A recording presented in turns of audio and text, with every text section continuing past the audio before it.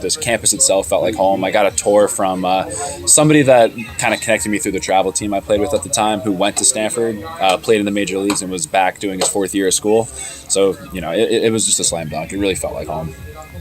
That's an early time to make a commitment, but you've never really wavered, even with maybe other teams and programs saying, hey, what about us? Have you stayed firm without any sort of wavering at all these last 4 years? I mean, yeah, there's always schools that'll try to talk you out of, a commitment you make when you're 14 years old. But, I thought about it long and hard with my family, even though I was very young when I made the commitment. And, the connection with Coach Eager, Coach Esker, and I, was never broken. And the last couple of things with Matt Scott, what about the draft then? I mean, you've been a guy and a prospect on people's radar for a long time with your stuff and your build and everything, the upside that you bring.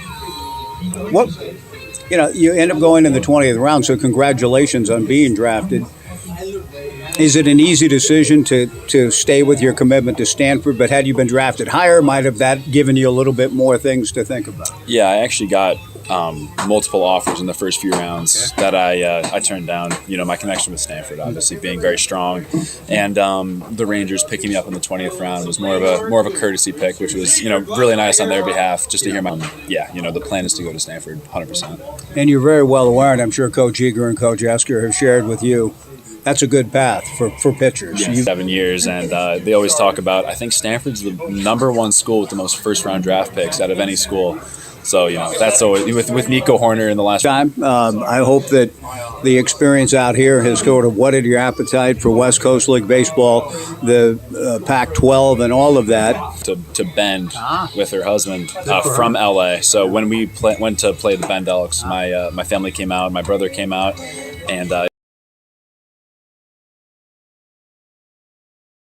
you've had, and look forward to seeing you help these guys and all of you share another championship. Thanks for taking time. I appreciate it. No, thank you so much. Choice on the farm at Stanford, but he will succeed in baseball and whatever path he chooses. Really impressive. Caden Siegel loosening up and getting ready to face the Portland Pickles. Let's take a look at the lineup for Mark Magdaleno's Portland Pickles, still in first place in the South at 11 and lost 2 in a row. So Portland starts at 11-3, the Knights at 10-4, Yakima Valley at 11-5. Percentage Vanderbrake. Batting second, the designated hitter, Evan Cloyd. Hitting third and left field, Latrey McCollum. And catching, Blake Wink hitting sixth at second base. Kyler Stancato, the former Corvallis Knight, batting seventh in center. Nick up left center field between Briley Knight, the left fielder, and Jonah Advincula in center. And Vanderbrake is aboard. Not hard contact, but about what hitting's all about. He gets a hit because ain't no one there. The ball lands in between Briley and Jonah for a hitting eighth in right field for the Pickles. Nick Upstill, Kyle Russell batting ninth at short. Cloyd gets a bunt down to the right of the mound, and Vanderbrake advances to second on the sacrifice 1-3. So a lot of action on 2 pitches. A base hit to second base. Colby Kameko is the pitcher tonight for the Portland here in the bottom of the first. Caden Siegel working on the right hand, hitting Latrey McCullum. Caden to the plate. Fastball for a strike. 0-1 the count. Arrow at first. Mason Lee at second. Xander Darby at short. Tyler Quinn at third. With Briley Knight in left, Jonah Advincula at the eye level, swung on and missed by Latrey. The count 0-2. Caden Siegel has been a pleasure to watch this summer. The young man had an excellent win the NWAC championship, their first since 1991. Caden strike 2 break, and the batter will be the switch hitting Jacob Jablonski. But Caden is just a pitcher with not dominant, overpowering stuff, but good stuff. And he knows his craft and has gotten better and better as the summer's gone along. 26 innings, 21 hits, 12 walks, 18 strikeouts, a record of 2-1, an earned run average of 2.42. Jablonski hits one off the bag into center field for a base hit. Jackson Vanderbrake will score.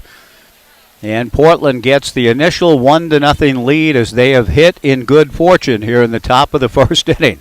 Xander Darby was shifted back up the middle on Jablonski and was ready to make the play on a ball hit directly through the box. Darby likely would have fielded and thrown Jacob out, but the ball plunks off the bag, and Xander not able to make the play on the ricochet, the ball going out into shallow center field. An RBI single for Jacob Jablonski, and Portland with the initial advantage in this ball game.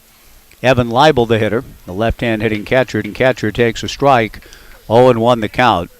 Evan out of Santa Ana in Orange County in Southern California. Plays his college baseball at Oklahoma. 0-1 to Evan Leibel.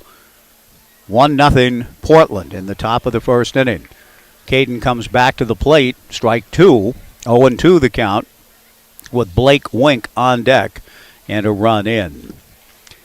In the North, Wenatchee with an 8-5 record, a game up in second half play on Bellingham at 7-6. Those are the only two plus 500 clubs in the North in the second half. Good breaking ball from Siegel. Strike 3 called, and the side is retired.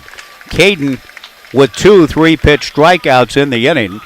Portland gets 2 hits. Neither hit especially well, but that's baseball. They get a run on 2 hits, no errors, and 1 man left. We go to the bottom of the first inning in game 2 of 3, the Knights and the Portland Pickles. It's Portland 1, the Knights coming up on 1240 Joe Radio. Looking for someone to service your Volkswagen? Let's go 2 here to get caught up. Go ahead and go 2 here. 1970. And Thank the group you. of mechanics has over 80 years of combined experience working on Volkswagens. And if you need just a part, whether your VW is old or new, air-cooled or water-cooled, Independent Auto Works can help. Give them a call or stop by. They're on 13th Street near the OSU campus in Corvallis. Independent Auto Works, the guys you can trust. Your satisfaction is our success. Independent Auto Works. At Thai Express, they've learned that when you treat your taste buds right, great things happen. Come and experience traditional Thai recipes with a sprinkle of New World creativity, like pad Thai, a curry, fried chicken dumplings, or one of their delicious soups, all customized to your taste. Thai Express is in Corvallis on 9th Street, behind Little Caesars. They're open for dine-in or visit their drive-thru. Don't be shy. Give them a Thai. Thai Express, locally and veteran-owned. It's same, but different. Do you ever experience headaches? Or how about back pain? Here at Horesco Chiropractic, we truly believe that everybody deserves to live a life without pain. Our doctors will get to the root of your condition and create a custom treatment plan to help you get back to living the best version of your life. Our patients often say how amazed they feel to live a life with less pain after they have experienced how effective chiropractic care is. Start on the journey of improved health by giving us a call today or visiting our website at horesco.com. Horesco Chiropractic in Corvallis. We really can make a world of difference for you. Taste the incredible flavors of India at Evergreen Indian Restaurant. Enjoy delicious, made-to-order Indian cuisine using traditional recipes and fresh ingredients, including a variety of entrees and tandoori specials. Evergreen Indian Restaurant is open for takeout orders from 11:30 to 2:30 p.m. and open for dine-in and takeout from 5 p.m. to 9 p.m. daily except Tuesdays. View the menu and order online at evergreenindianrestaurant.com on Southwest 3rd in downtown Corvallis and West 7th in Eugene. Evergreen Indian Restaurant. 1240 Joe Radio. The Pickles get a run in the top of the first inning. Colby Kameko will get ready to face the following lineup as announced by head coach Brooke Knight. Brooke taking a spot in the third base coaching box. The 14th year skipper Ed Nags, the associate head coach over at first. Jonah Advincula, who took ball 4 last night, took his base, and the Knights had a walk-off win. Jonah will lead off and play center field. Mason Lee in the 2-hole at second base. Kiko Romero, the walk-off home run hitter the night before, batting third at first base. Ryan Stafford, the cleanup hitter, and catching. Kameko's first pitch is a fastball up to Jonah, ball 1. Briley Knight batting fifth in left field. Xander Darby hitting sixth at shortstop. Brady Lavoie batting seventh in right field. Logan Johnstone hitting eighth, the DH. Tyler Quinn batting ninth at third, and Caden Siegel has already turned in a solid first inning for the Knights. The run scoring notwithstanding, he made a lot of good pitches. Jonah Advincula swings and fouls one straight back. 1 ball and 1 strike to Jonah. starting the night as the night's leading hitter at .339 with 12 runs batted in. Also leads the team in stolen bases with 14. 1-0 Portland, bottom of the first. Kameko's fastball just inside, and the count 2-1. Colby Kameko and Evan Leibel, the battery. Jacob Jablonski at first, Blake Wink at second, Kyle Russell at short, Jackson Vanderbrake at third. In the outfield for the Pickles, Latrey McCollum in left, Kyler Stancato in center, Nick Upstill in right. The 2-1 fastball appeared to be in the same spot as the previous pitch. This time it's called a strike. You win some and you lose some in life and in this game. I could tell by Jonah turning and looking at the umpire like, well, it's the same spot as the last one, isn't it, sir? This time it's a called strike. 2-2 the count. Mason Lee on deck. Kameko to the plate. Jonah, a high pop fly on the left side. The third baseman, Jackson Vanderbrake, shields the sun, stays with it, and makes the catch in fair territory. One away in the bottom of the first, and Mason Lee will come to the plate. It is another beautiful evening here at the ballpark. Not quite as breezy as last night at this time. We had pretty good breezes blowing out to left center. A gentle breeze at the moment, and just incredibly gorgeous conditions. I don't know how. I know that I love good hot weather and the floating of rivers, and we'll be doing, I'm sure, plenty of that in the week ahead. The pitch to Mason Lee, a pop-up into shallow right. Second baseman Blake Wink goes back and over, and just before crossing into foul territory, puts it away. 2 down, and Kiko Romero the batter.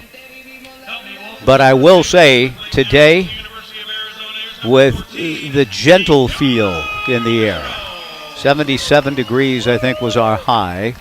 The AQI on July 23rd, 11, almost single digits. That's just gorgeous. It's great to be with you tonight. 2 down, nobody on, 1-0 Portland. Kiko Romero takes a first pitch fastball from Colby Kameko. 0-1 the count. Kameko trying to put a stop to a little 2-game losing streak, making his 4th start. He's worked 26 2/3 and has been effective, just 16 hits. The strike one pitch missing. 6 earned, 10 walks, 19 strikeouts, a record of 2-1, and an earned run average of 2.02. The Pickles with a 1-0 lead, 1-1 to Kiko Romero, 2 down, bases empty, bottom of the first. Colby to the plate, good breaking ball, swung on and missed. 1-2 the count. We will have to do a little bit of research on Colby's biography. Wasn't quite sure who would be getting the start for the Pickles tonight, but he wasn't part of the roster that I received originally, so we'll do some quick work on Colby as we go here. His 1-2 pitch is swung on and missed, strike 3. The breaking ball was down in the turf. Evan Leibel throws in fair territory to Jacob Jablonski to complete the strikeout, 2-3. And Kameko, a right-hander out of Pinnacle High School in Phoenix and at Washington State, appeared in 15 games and did an excellent job this past spring in Pullman. Does a nice job here in the bottom of the first. After being staked to a 1-0 lead, he retires the Knights in order. We go to the second, 1-0 Portland on 1240 Joe Radio. We can go back to 90s now, I think. And I'm sure before the night's over, we'll get them all in. Okay, thanks.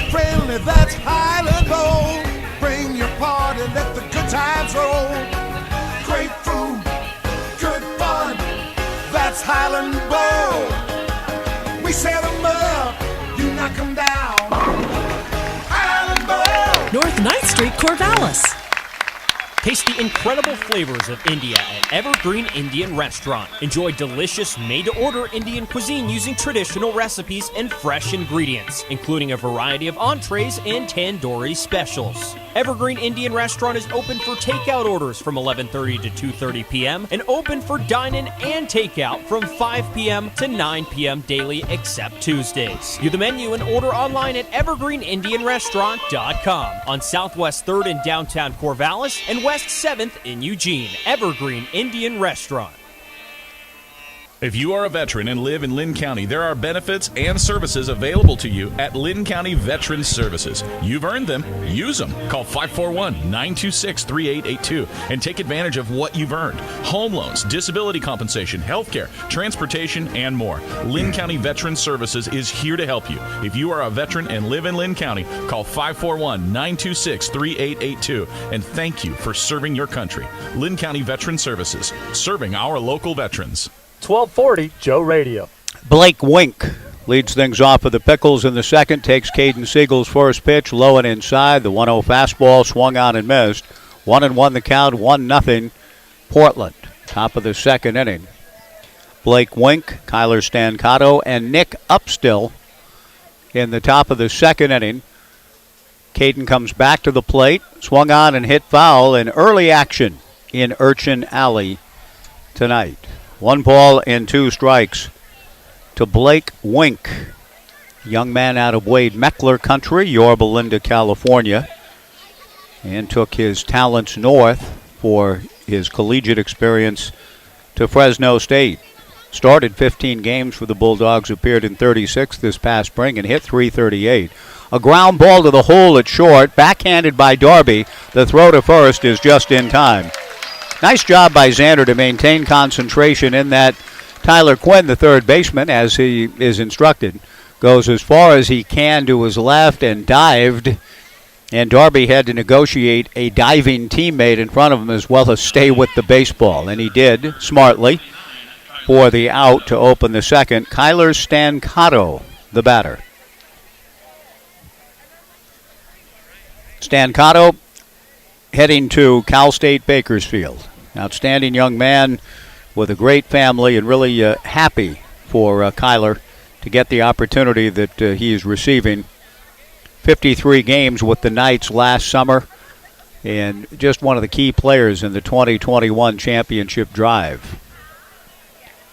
Stancato with 1 out and nobody on. 1-0 Portland takes a fastball high. The Pickles getting a run last inning on a couple of hits.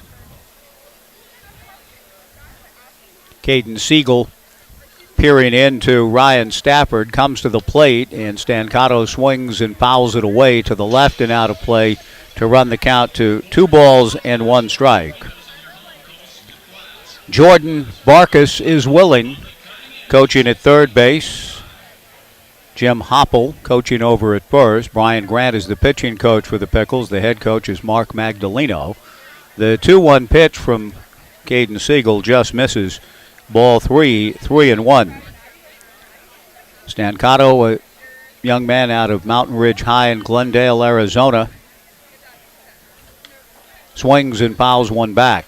He is the nephew, and we talked about this a lot last summer, of former Mariner great Mike Blowers.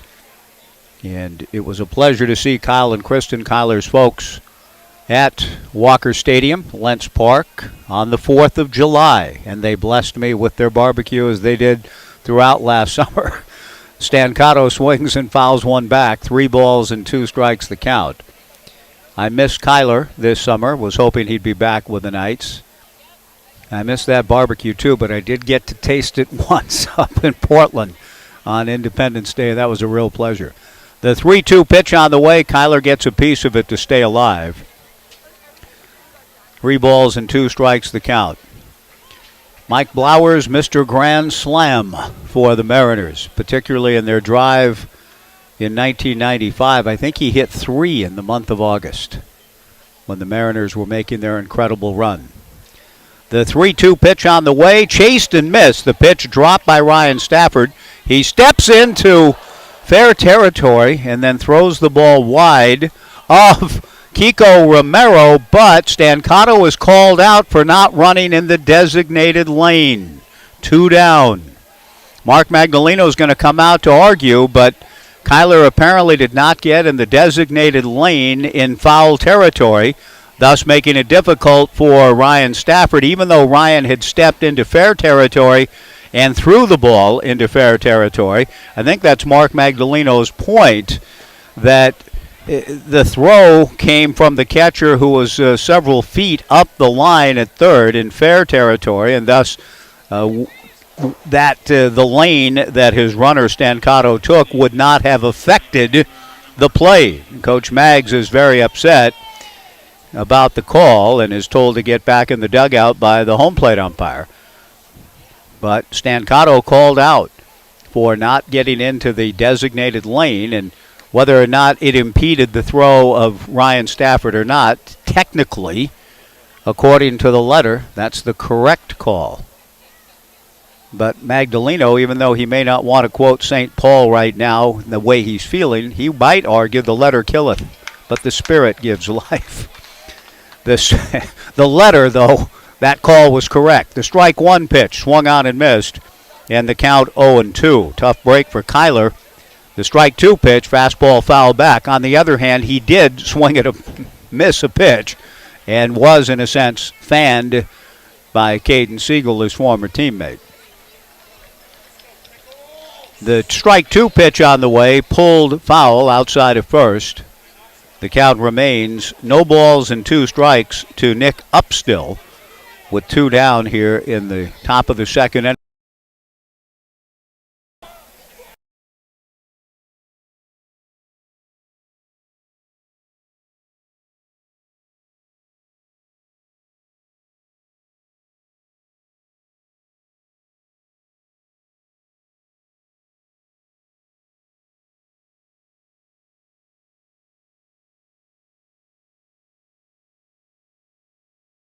Maybe coming over to say that's enough, perhaps, on the complaint that may have continued about the call on Stancato while a baseball was being chased down deep in the right field corner. That gave the umpire time to come over and try to settle Magdaleno or someone down in the dugout. 0-2 to Nick Upstill, who fouls one away to the left and out of play. It remains no balls and 2 strikes. Nick had a good spring at San Francisco State, starting 32 ball games and hit .270 with a couple of homers, 17 runs batted in. Fastball from Caden misses high and away. 1 ball and 2 strikes the count, 2 down. Nobody on, top of the second. 1-0 Pickles trying to maintain their lead in the South. Breaking ball just misses in the count, 2-2. 1 win in the series accomplishes that. If they win today, they go back up 2, and should the Knights win the rubber game tomorrow, they would still leave Corvallis in first place in the second half in the South. Upstill hits one foul down toward the right field corner, and Brady Lavoie decides he'll go get this one. And whoever the player is who's not in uniform tonight started to run down there too, getting his workout in. Perhaps a pitcher getting some extra running in. That would be Coach Yoon's recommendation.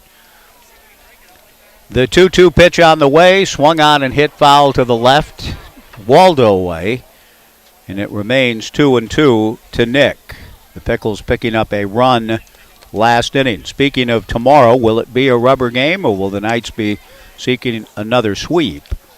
105 tomorrow. Changeup belted to deep right field. If it's fair, it has a chance to go. It comes off the wall. Lavoie plays it beautifully. The relay from Mason Lee is not in time. The ball hit up the middle of the 8-foot fence in the deep right field corner. Lavoie played the carom expertly, whirled and through, but still it was hit too deep for the Knights to have a real chance to get Upstill. Nick, a 2-out double, and the Pickles, who got a 2-out hit last inning, trying to do the same here now with Kyle Russell coming to the plate. Upstill at .344 on the summer with a homer and 22 runs batted in, and just clubbed his team-leading 8th two-bagger of the summer. Kyle Russell at the plate. Kyle, one of the few in the lineup, but he's hit 2 homers and driven in 9, and he might have driven in 10, but Kiko Romero, a diving catch to take a base hit and RBI away from Kyle Russell. Spectacular diving grab by Kyle Russell. Diving to his right, quick instincts and reaction from Kiko, one of the plays of the year, no doubt. And Kiko takes a base hit and RBI away from Kyle Russell to retire the side. No runs, a hit, a spectacular defensive play, one left. We go to the bottom of the second. 1-0 Portland on 1240 Joe Radio. Locally owned and operated We for go over 90. 30 years, people in the Mid-Valley have been going to Corvallis Floor Covering. They thank their many friends and customers for your continued support and look forward to working with you on your next remodeling project. Browse through their large showroom with a beautiful selection of carpet, countertops, sheet vinyl, linoleum, tile, hard surface floors, and window coverings from all the popular brands. Corvallis Floor Covering, corner of 2nd and Van Buren downtown, or log on to corvallisfloorcovering.com. Shop local. Shop Corvallis Floor Covering. Dave's Performance Hybrids is the Willamette Valley's Prius experts and your Toyota dealer alternative. Dave's is now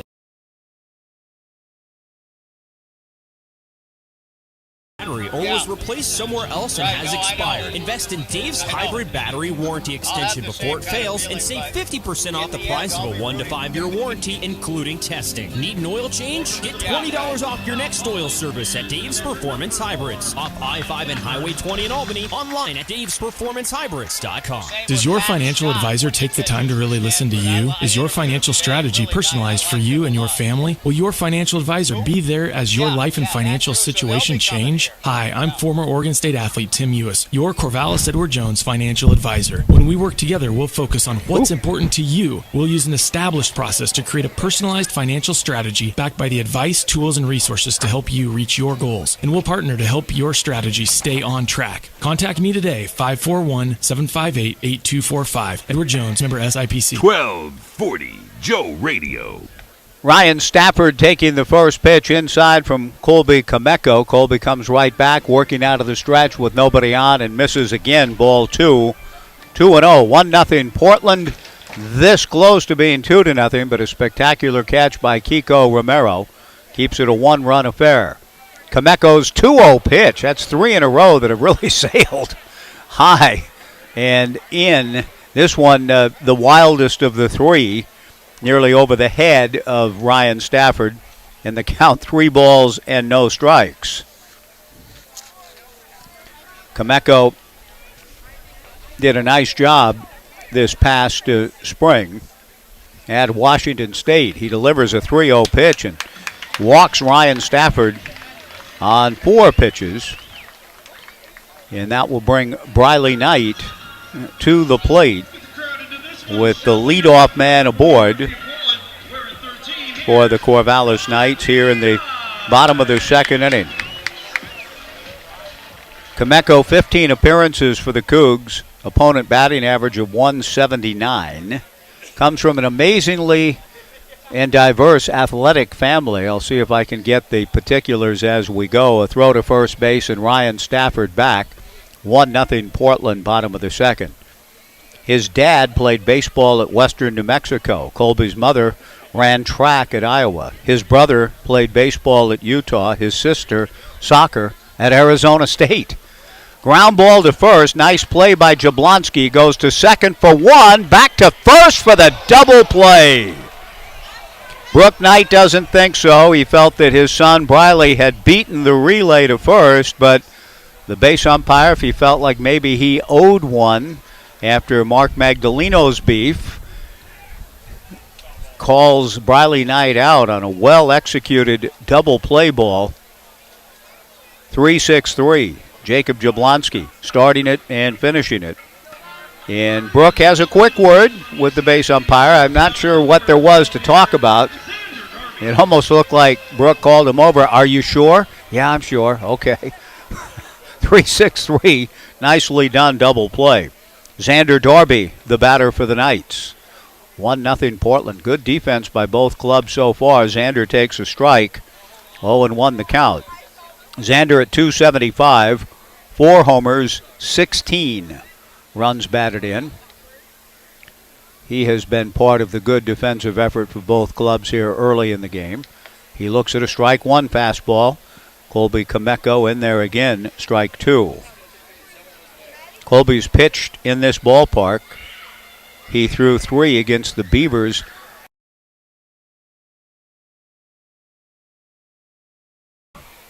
0-2 to Xander Darby, breaking ball down and in. 1 ball and 2 strikes the count. Brady Lavoie on deck. Colby works out of the stretch with nobody on, leaning in to get the sign from Evan Leibel. Kicks and comes to the plate. A 1-2 breaking ball is strike 3 called. The inning is over. A 4-pitch walk to begin the frame, but a 3-6-3 double play ball and a punch-out means that Cameco faces the minimum. We're through 2. Portland 1. The Knights nothing on 1240 Joe Radio. A drip, drip down the drain, or a leak you can't explain. Whether it's residential or commercial service, Albin's Plumbing has been serving the local area with quality products and craftsmanship for over 40 years. At Albin's Plumbing, experience plus knowledge times teamwork equals exceptional customer service. At Albin's Plumbing, plumbing's all we do. Call 754-8282, Albin's Plumbing. For auto glass solutions, better call the glass man. Call 541-760. Need to recalibrate your advanced car safety system? Don't call that 800 number. Call the glass man. For auto glass solution, 2277. Call the glass man. Mo-Dig. Easy to switch attachments, a smooth hydrostatic transmission. The BX series is part of our under 100 horsepower tractor lineup rated #1 for reliability. Talk to your local Kubota dealer today to schedule a demo. Go to KubotaUSA.com for full disclaimer. Your local Kubota dealer is Lynn Benton Tractor on Highway 99E in Tangent. See it at lynnbentontractor.com. 1240 Joe Radio.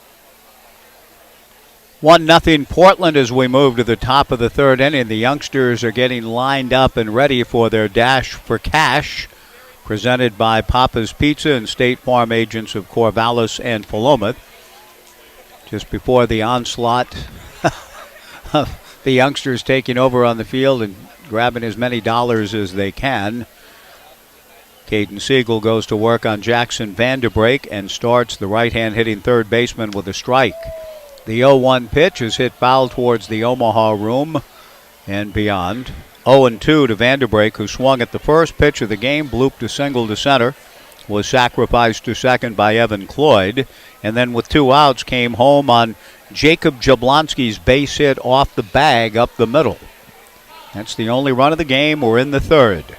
Siegel kicks and delivers, fastball hit foul into Urchin Alley, and oh my goodness, that ball landed between 2 kids, and there was about 6 inches between them, and the ball landed in that spot. The kids had no idea the ball was coming.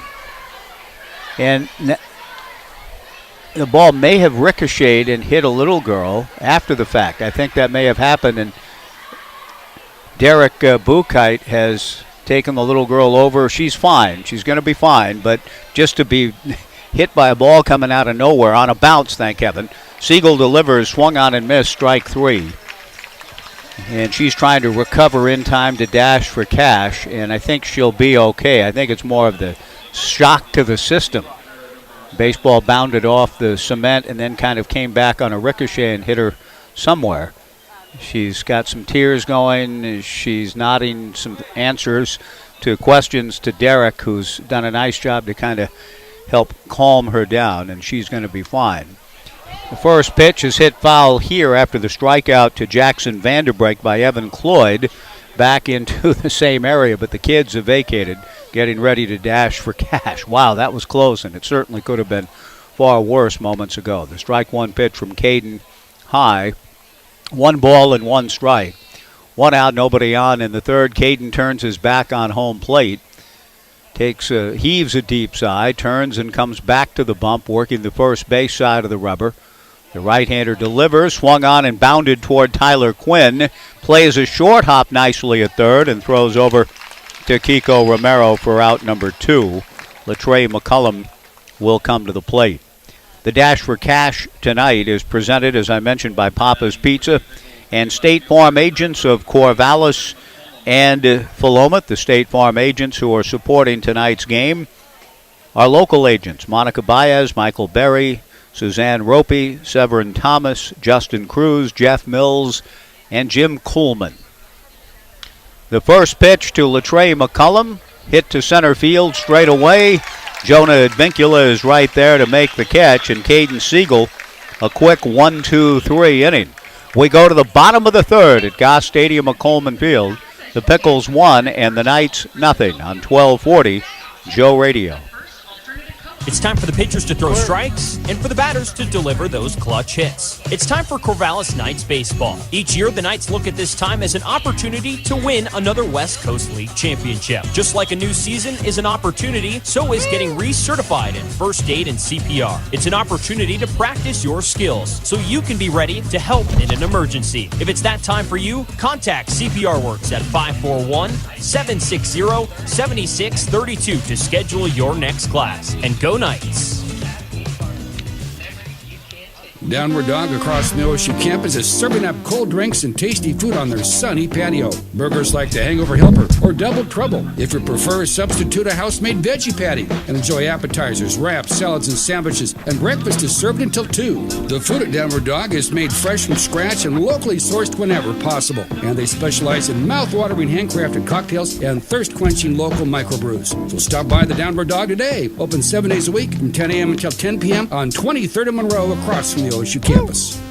The Corvallis Knights are champions, having won 5 straight West Coast Baseball League titles. And the team at Tax and Wealth Management in Corvallis are champions too.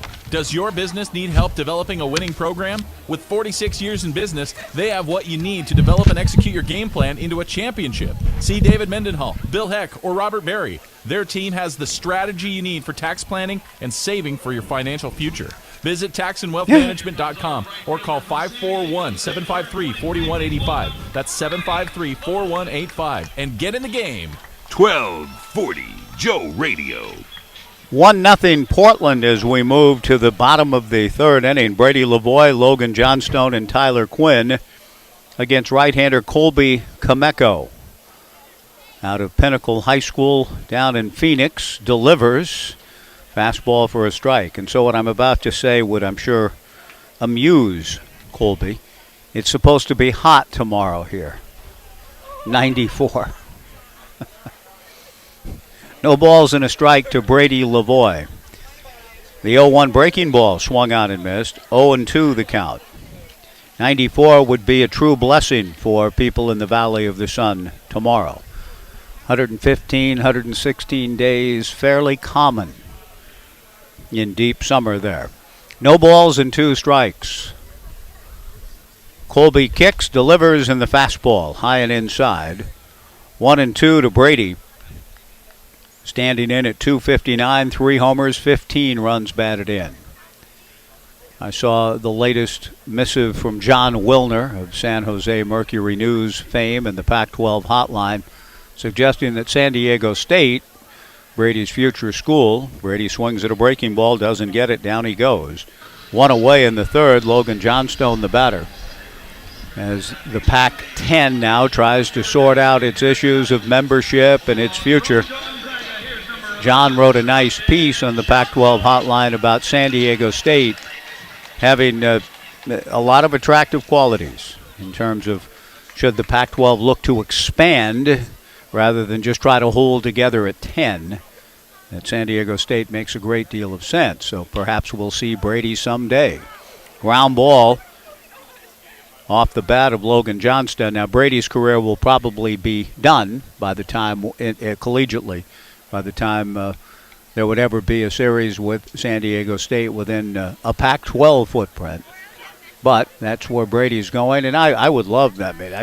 If there is to be expansion and the Beavers can hang in and the Pac-10 back to the 12, if they add a couple of schools, San Diego State would be wonderful to have in the conference. Johnstone rolls 1 foul. 0-1 to Logan Johnstone. Colby Kameko comes back. Kameko in the same boat with everyone here at Oregon State as a competitor at Washington State. The Bees and Cougs have the most to be nervous about as we wait to see how things get sorted out. The 1-1 fastball from Colby misses low, ball 2, 2-1 to Logan Johnstone. 1-0 Portland, bottom of the third. Logan at 288 with 8 runs batted in. Wide stance, left-handed hitter. awaiting the right-hander Kameko, who works from the stretch. Logan lifts one high in the air to left. Latrey McCullum trying to find the ball. Had a little bit of trouble at first doing so, but then locates with the glasses down looking into the sun. Comes in to make the catch. 2 away, and Tyler Quinn, the batter. We have just the opposite problem when we play ball games this time of day and evening at Walker Stadium at Lentz Park in southeast Portland, with the sun blasting into the press box there. It's a very hospitable crew. We all try to survive together during ball games when the sun is just coming in. It's very difficult to see the action sometimes, and so we can empathize a bit with left fielders. Latrey McCullum, in this case, looking directly into the sun as we do, with the ballpark laid out in the opposite direction in Portland. Tyler Quinn takes high, ball 1. Kameko comes back. Quinn lifts one to right field and playable. Nick Upstill moving over a few steps to his left to make the catch, and it's another smooth face the minimum inning for Colby Kameko. Well, the big moment's about to occur, the wildness of Dash for Cash. And that means a bit of a delay in the action here. And the youngsters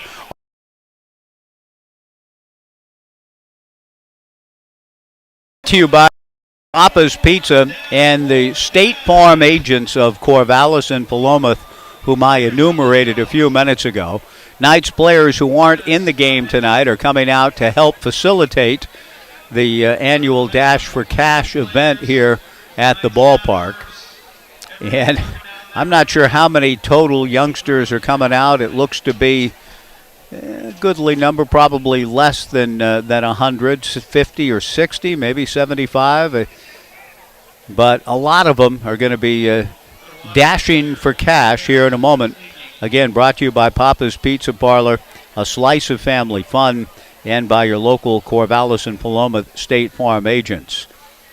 The blowers will be sending the dollar bills flying in the air here in a moment. The kids need to read the winds and the conditions a little, and I'm sure everybody's got a strategy as they get ready to dash for cash. Some of the Knights players will throw some bills into the air. Others will be shot through by blowers. And so we'll pause here in a moment, but we'll watch it together as the cash goes flying and the kids will begin to dash around for it. We'll take a 2-minute break here between innings. It's amazing when there's money to be had. The cash gets gathered pretty quickly, but we will take a 2-minute break as we go to the fourth. 1-0 Portland, 1240 Joe Radio. There I was in the living room taking a nap when I heard a terrible sound. When are you going to start working on our deck and getting the house ready to paint? I'll do it, but not today. But if you won't do it, I'll do it myself. I know the guys at Philomath Rental can show me what I need to do, and since they're open 7 days a week, I can go out there today. Darn you, Philomath Rental. Philomath Rental, next to Landmark Realty, 1.5 miles west of the Sunset Shopping Center. For tools and equipment for home, farm, and business, check out Philomath Rental. Planning an Oregon staycation this year? You'll find a great selection of warm weather shirts, sandals, hats, even summer suits and sport coats for those special events. We have it all at the Natty Dresser. From hats to shoes and everything in between. You'll find everything the well-dressed man needs by brands you trust. Our services include suit rentals, alterations, and custom made-to-measure shirts. The Natty Dresser, purveyors of quality menswear. Now open Monday through Saturday in the heart of historic downtown Albany. Dress well, be confident, find success. This is Mike Parker for Even Flow Plumbing, your trusted award-winning plumber for the Mid-Valley. Even Flow specializes in complete plumbing and drain cleaning solutions for residential and commercial jobs. They treat your home like it's their home, and their flat rate pricing means no surprises at the end of the job. Even Flow takes pride in doing the job right the first time. Just call 541-738-8853 for all your plumbing needs. When you need a pro, go with the Flow. Even Flow Plumbing. Does your financial advisor take the time to really listen to you? Is your financial strategy personalized for you and your family? Will your financial advisor be there as your life and financial situation change? Hi, I'm former Oregon State athlete Tim Ewis, your Corvallis Edward Jones financial advisor. When we work together, we'll focus on what's important to you. We'll use an established process process to create a personalized financial strategy backed by the advice, tools, and resources to help you reach your goals. And we'll partner to help your strategy stay on track. Contact me today, 541-758-8245. You can bring it back here if you can. 1240 Joe Radio. Through 3 innings at Goss Stadium at Coleman Field, 1 run, 3 hits, no errors for Portland, no runs, no hits, no errors for Corvallis, and lots of dollar bills in the Dash for Cash just completed. Everybody does an excellent job within the Knights staff to get the kids rushed onto the field, to get the cash shot into the air, gathered, kids back off the field. We play ball again. Jacob Jablonski, who drove in the game's lone run with a base hit up the middle off the bag in the first. Xander Darby playing nearly behind the bag now. Maybe he should stand right on it. The first pitch to Jacob, ball 1. The 1-0 pitch, no defense for that. A line drive base hit to right field. Jablonski a leadoff single. Jacob is 2 for 2. And Evan Leibel will come to the plate. Evan struck out looking in the first. We're in the fourth. 1-0 Portland, trying to get this series even and render tomorrow's game the rubber match and maintain first place when they leave. One win accomplishes that as they opened this series with a 2-game advantage. The Knights winning last night to close within 1, but obviously Portland needs just 1 to leave Corvallis still in first place in the second half in the South. Leibel shows bunt, pulls back and takes high. Stafford throws down to first to Kiko Romero. Jablonski gets back. Now the first pitch was perhaps called a strike. I was looking at the action at the throw down to first. I thought the pitch was high, but the scoreboard shows no balls and a strike to Evan Leibel. And Leibel squares early, takes outside. I had to wait a little bit. A la the great McGonigal with Jan Dugan and Cleopatra Pepperday in the old-fashioned way. Wait before, okay, it is a ball. 1 ball and 1 strike the count, top of the 4th inning. Third baseman Tyler Quinn creeping in from the sun into the shadows. Leibel bunts in the air, back of the plate and over the netting, 3 rows deep, directly back of home plate into the stands. And the count to Leibel now shows 1 ball and 2 strikes, so likely the bunt off. Jordan Barkus is willing, going through the signs at third. And likely off. The count of 1-2. Blake Wink on deck. Jablonski held on by Kiko Romero. Leibel is not bunting. He takes just high. Ball 2, 2-2. Siegel and Ryan Stafford, the Knights battery. Kiko at first with Mason Lee at second, Xander Darby at short, Tyler Quinn at third, Briley Knight in left, Jonah Advincula in center, Brady Lavoie in right. Siegel out of the sunshine into the shadows, breaking ball pulled foul past Coach Hoppel and down the line. The count remains 2 balls and 2 strikes to Evan. Blake Wink on deck. 1-0 Portland in the 4th. Temperature beginning to drop a bit. Breezes picked up just a bit, blowing out to left center field. But again, a beautiful night for baseball here. The 2-2 pitch, fastball on the outside corner. Strike 3 called. 1 away. Leibel twice has taken third strikes from Caden Siegel. 4 strikeouts for the son of the Knights CEO, the founder, Dan Siegel. Dan is usually a presence during Knights ball games, walking around and visiting with fans and so on. But like most dads, a throw to first and a good move by Caden, who picked off 2 runners in his last start in Bend. 2 runners in 1 inning. That was impressive. A good move Caden possesses. But Dan is nowhere to be seen when Caden's pitching. Papas get nervous, so do mamas. And all family members when family members are working. And so I'm not sure where Dan is taking this one in, but I know he's got to be justifiably so proud of Caden on so many levels, and just the way he's been pitching this summer, a source of tremendous pride for Dan, I'm sure. The first pitch swung on and missed by Blake Wink. The 0-1 pitch swung on and missed, and the count 0-2. 1-0 Portland in the 4th. 0-2 to Blake Wink, who grounded to short in the second.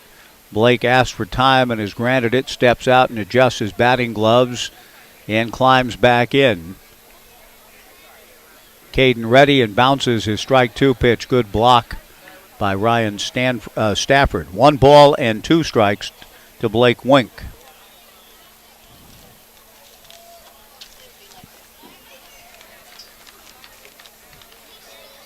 Again, the right-handed hitter Wink out of the box. Caden to the plate with a 1-2 fastball. Swung on and missed. Strike 3. Caden really doing a nice job tonight, changing the eye level against the hitters. And that is just part of what we refer to as the craft of pitching. The late, great Larry Jansen, the pride of Verport, Oregon. Larry wrote a book called The Craft of Pitching.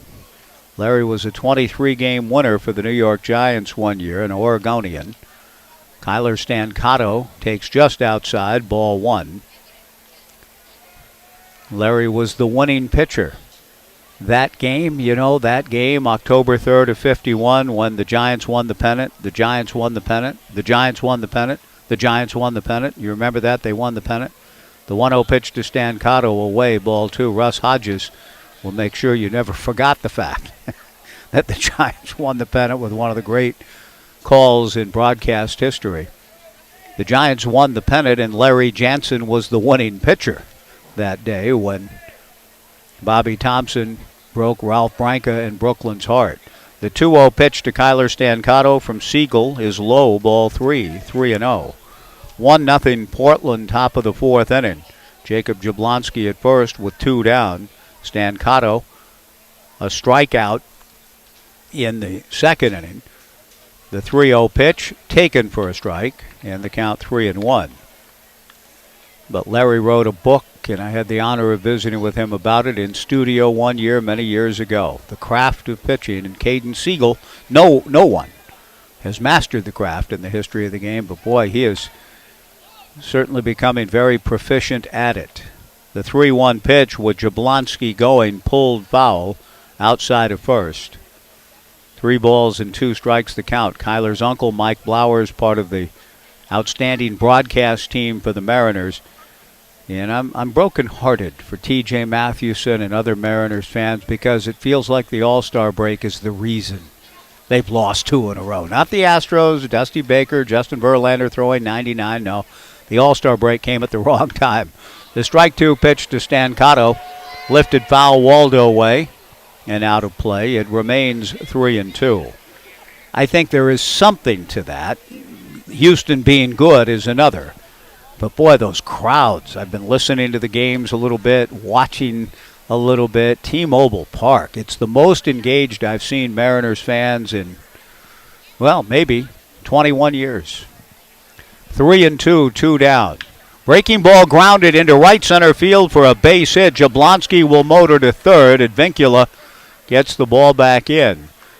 Nice piece of hitting by Kyler Stancato, going down and getting the breaking ball, sending it into right center. First and third, 2 down for Nick Upstill. Nick doubled off the middle of the fence, deep in the corner in right field in the second. And the Mariners have lost 2 in a row to Houston. They've had some really delicious moments in both games where the fans believing in a comeback, believing in a big hit. I've watched a lot of games, as you have perhaps through the years, when fans are more interested in drinking their beverages out in the right field patio areas. The pitch on the way to Upstill, lifted to straightaway center. Jonah Advincula comes in, shades the sun, makes the catch, and the inning is over. But not now. The baseball fans who have come out, they are up on their feet. They're engaged in every pitch. That's great to see. We hope there won't be any disengagement because the Mariners have had the temerity to lose 2 in a row. Here in the 4th, no runs, 2 hits, 2 left. We go to the bottom of the 4th inning. Still Portland 1, the Knights nothing on 1240 Joe Radio. Built upon a solid foundation of cast iron and steel, the Kubota L-Series is part of our under 100 horsepower tractor lineup rated #1 for reliability. They feature powerful Kubota diesel engines and easy operation. The durable Kubota L Series. Talk to your local Kubota dealer today to schedule a demo. Go to KubotaUSA.com for full disclaimer. Your local Kubota dealer is Lynn Benton Tractor on Highway 99E in Tangent. See it at lynnbentontractor.com. We set them up, you knock them down. Island Bowl, family entertainment for young and old. Clean and friendly, that's Highland Bowl. Bring your party, let the good times roll. Great food, good fun, that's Highland Bowl. We set them up, you knock them down. Highland Bowl. North 9th Street, Corvallis.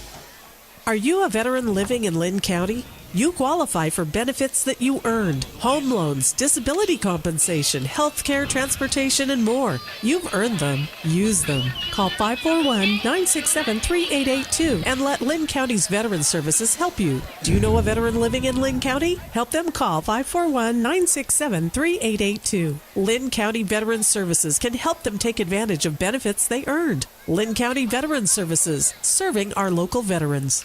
1240 Joe Radio. Bottom of the fourth inning, 1-0 Pickles. Jonah Advincula swings at the first pitch from Colby Kameko and fouls it back. Colby has faced the minimum through 3. Just one base runner for the Knights. Ryan Stafford drew a 4-pitch walk in the second, was quickly erased on a 3-6-3 double play ball. Colby has pitched very well. Caden Siegel has also been outstanding. The strike one pitch, sliced down the left field line. This will be the Knights' first base hit. It'll be an extra base hit for Jonah Advincula. Latrey McCullum chases the baseball down near the corner, and Jonah cruises into second, a leadoff double in the bottom of the fourth. The Knights with an opportunity now to execute the game and pull even. And that strikes me, just in putting it that way, that we'll see Mason Lee up there trying to bunt Advincula over. Jonah, the team leader in steals with 14. He also leads the team in getting caught 7 times. Jonah, Washington State bound, doubling off his future teammate.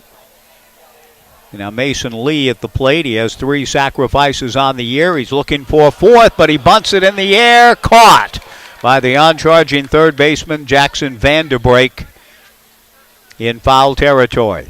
3/4 of the way down the third base line. Just foul.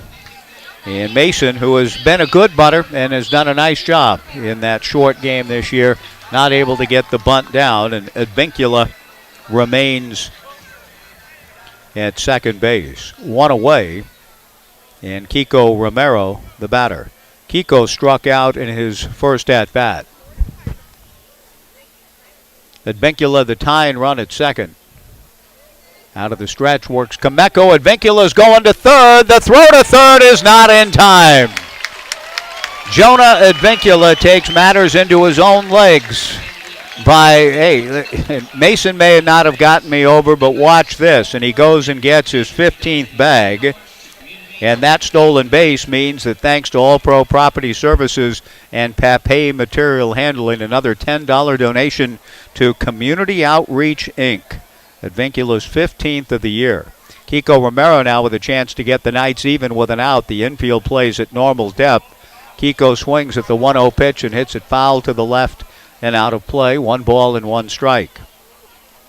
I am hearing something, and it's fine with me, but I'm hearing something in my ears. It sounds like somebody may have a radio. Oh, it's right over here. Okay, thank you. That's all right. I grew up walking through a ballpark where everywhere you went you would hear a Dodger game reverberate through Chavez Ravine. So that's fine with me. Don't put it away. It's fine with me. I just wanted to make sure what the source of it was. A transistor radio, which was essentially invented, I think, by Jerry Doggett and Vin Scully in the 50s and 60s at Dodger Stadium. Kiko Romero rolls 1 foul. And people in Huntington Beach and Newport Beach and Manhattan Beach and Santa Monica and in their cars on LA is a great big freeway, as Dion said. Car radios, transistor radios, all invented for the use of a man named Scully. 1 ball, 2 strikes, and 1 out. The pitch to Kiko, lifted down the left field line. It should be deep enough. McCullum the catch. Advincula can fly. He tags on his way to the plate and scores, standing up. And the Knights pull even at 1 on the sacrifice fly by Kiko Romero. Almost any other runner on the Knights roster would have at least been challenged, I think, to score on a fly ball that was hit not quite shallow, but not deep either, essentially medium left field. McCullum did a good job to fight the sun, run over, make the catch. But Advincula is just lightning quick. We'll get to see Jonah's speed when he plays for the Washington State Cougars next spring. The Cougs come to Goss Stadium at Coleman Field. Ryan Stafford, who received a 4-pitch walk in the second, takes a fastball for a strike from Colby Kameko here as the Knights pull even at 1 in the 4th. The strike 1 pitch, fastball on the corner, strike 2, 0-2 the count. And that's the other thing about pennant races and so on. That article I was reading the other day revisiting the Mariners' glorious run in '95, how the late, great Hall of Famer Dave Niehaus became a fixture throughout the Pacific Northwest, people listening on their radios. The 1-1 pitch, Kameko falls down, throws a one-hopper, gets back up, and I think wants a new baseball maybe to work with and wants to kind of think it over for a moment. I think more maybe embarrassed than anything else. He's okay physically, but simply fell in a heap after delivering the pitch. He's going to be all right. 1-2 to Ryan Stafford in a 1-1 tie in the bottom of the 4th inning. Kameko from the stretch. Colby delivers. Hit off the end of the bat on a hop to the second baseman, Blake Wink. His throw to first is not in time. And over the head of the first baseman, Jacob Jablonski. It'll be a base hit, no error, since the throw did not go into the dugout. Ryan Stafford, an infield single with 2 down. And Briley Knight will come to the plate. Briley grounded into a 3-6-3 double play in the second. The Knights were hitless until this 4th inning. They have a double, a stolen base, and a sacrifice fly to pull even. Now an infield single. Briley takes low and inside from Colby Kameko. Ball 1, 1-0. Ryan Stafford held on at first by Jacob Jablonski. Kameko comes set, and the right-hander's 1-0 pitch hits Briley Knight. And that'll send Stafford down to second. Briley heads down to first. Xander Darby, the scheduled hitter. And so after being held in check through 3, the Knights have broken through here in the 4th, now looking for a 2-out hit to try to take the lead. Xander struck out in his first appearance, and before he gets a chance to see Colby Kameko's offerings, pitching coach Brian Grant asked for time. Colby turns his back on Coach Grant and a little frustrated, I think, with himself. And now he will meet with Brian at the top of the hill, with the Knights trying to gain the lead here in the 4th. When you visit Corvallis to catch nice baseball, we encourage you to stay at your locally owned Best Western Corvallis, the official hotel partner of your Corvallis Knights, close to Goss. And you can enjoy the largest hotel rooms in Corvallis with an outdoor heated pool. Wherever life takes you, Best Western is there. A 1-1 tie in the bottom of the 4th inning. Ryan Stafford at second, Briley Knight at first, Xander Darby the batter. Colby Kameko working out of the stretch, both hitter and pitcher in the shadows now. And the first pitch blocked nicely by Evan Leibel. It was in the turf, ball 1, 1-0. All those $1,000 bills on the turf between innings moments ago. It was quite a sight, and the kids gathered them up quickly. And again, when there's $1,000 floating around on the field, it doesn't take long for cash to get gathered. 2 on, 2 out, a 1-1 tie. The 1-0 pitch, Darby lifts it foul off third. This will carry out a play, and the count 1-1.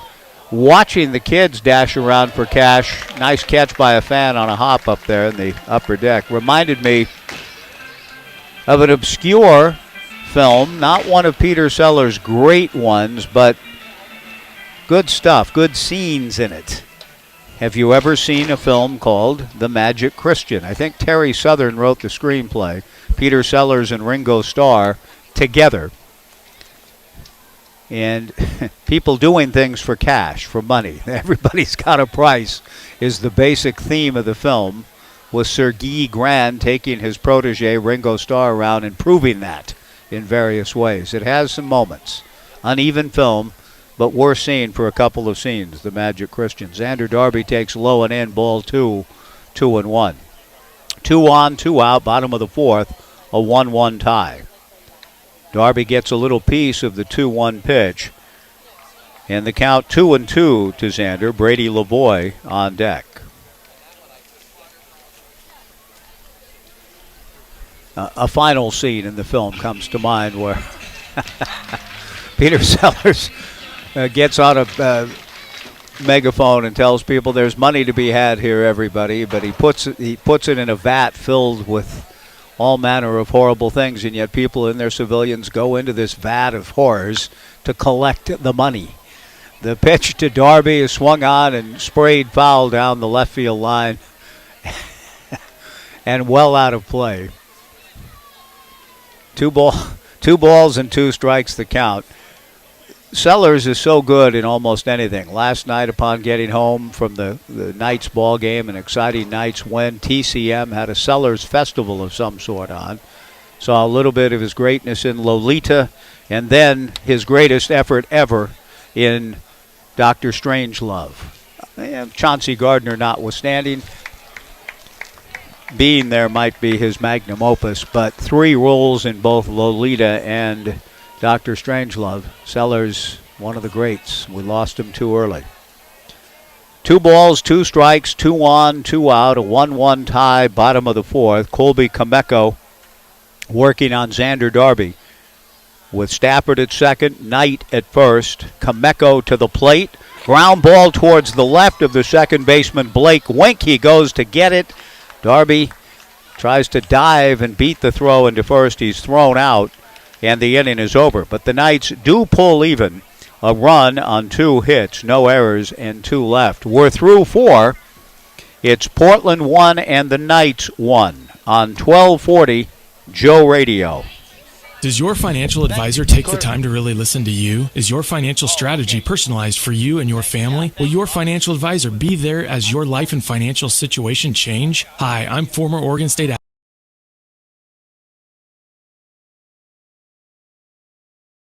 You will use an established process to create a personalized financial strategy backed by the advice, tools, and resources to help you reach your goals. And we'll partner to help your strategy stay on track. Contact me today, 541-758-8245. Edward Jones, member SIPC. Dave's Performance Hybrids is the Willamette Valley's Prius experts and your Toyota dealer alternative. Dave's is now offering hybrid battery warranty extension for every Prius. If your Prius has an original battery or was replaced somewhere else and has expired, invest in Dave's hybrid battery warranty extension before it fails and save 50% off the price of a 1 to 5 year warranty, including testing. Need an oil change? Get $20 off your next oil service at Dave's Performance Hybrids off I-5 and Highway 20.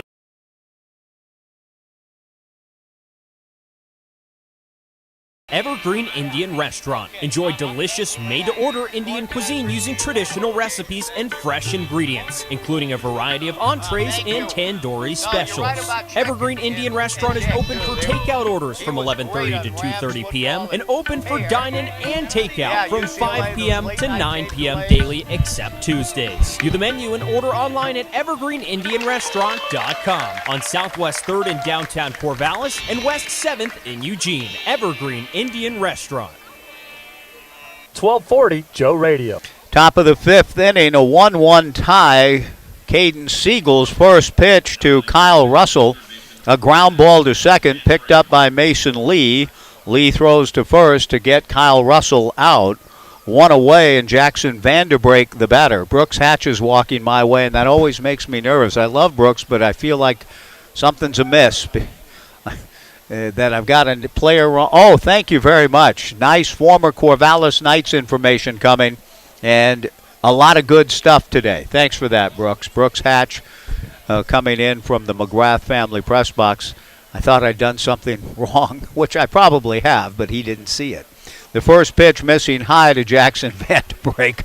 The 1-0 pitch in there for a strike, and the count 1-1. Brooks bringing me some Adley, Rutschman, and Stephen Kwan updates, which we'll get to in a moment. Caden Siegel, by the way, I was mentioning I didn't see Dan roaming around the ballpark. Courtney, Dan's wife, Caden's mother, came up to give me the why and the wherefore of no Dan roaming the ballpark tonight. He's not here. He's coaching their 13-year-old son, Connor, in a 13U tournament in Philomath, not far from where we sit, but Dan's got that business going on, so Courtney watching her son pitch a beautiful ball game. The 2-1 pitch swung on and missed, and the count 2-2. Really impressed with Caden's command of his stuff tonight, his poise, the run on the board. Probably, it was just a bit of ill luck with a ball hit back up the middle, bouncing off the bag to produce the run. His 2-2 pitch is hit foul just over my head and down into Urchin Alley. And again, an older Urchin gives chase and catches it, but hands the ball off to a younger one, as well he should. 2 balls and 2 strikes, 1 out, nobody on in the 5th in a 1-1 tie. The 2-2 pitch from Caden is high for ball 3, 3-2, but I thank Courtney for coming up with a clarification on Dan's whereabouts. And I'm sure Dan would love to be here, but he's also with his beloved son and Connor coaching him tonight. So it's all good. The 3-2 pitch hit foul into Urchin Alley again to the right. Stephen Kwan in game 1 of a doubleheader today for the Cleveland Guardians went 2 for 5, drove in 2, and scored 3 for 5, scored 2 runs and drove in 2. 3-2 pitch, fastball taken, strike 3 called, 2 down. Vanderbreak started to break for first base and turns and walks away, muttering, heading back into the dugout on the first base side. Caden has 7 strikeouts tonight, 2 down and nobody on. Evan Cloyd has sacrificed and grounded to third. Caden turns his back on home plate for a moment. Almost goes Mark Fidrich for a second. Appeared to be saying something into his glove. Now delivers to Evan Cloyd outside, ball 1, 1-0. Fidrich is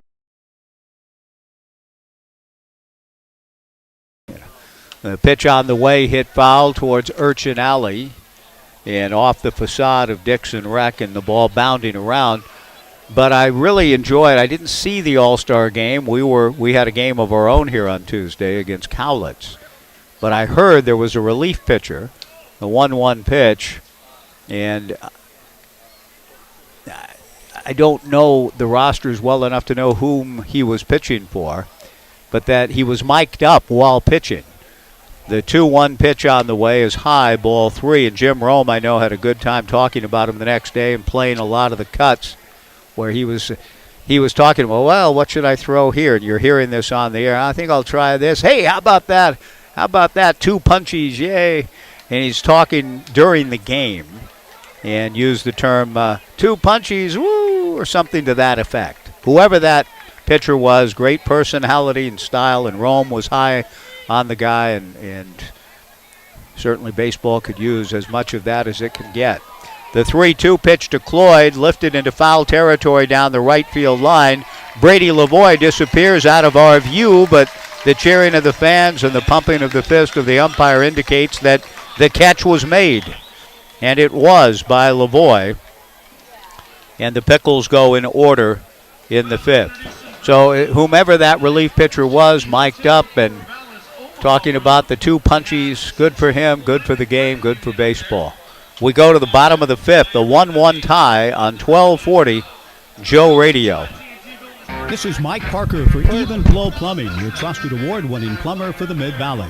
Even Flow specializes in complete plumbing and drain cleaning solutions for residential and commercial jobs. They treat your home like it's their home, and their flat rate pricing means no surprises at the end of the job. Even Flow takes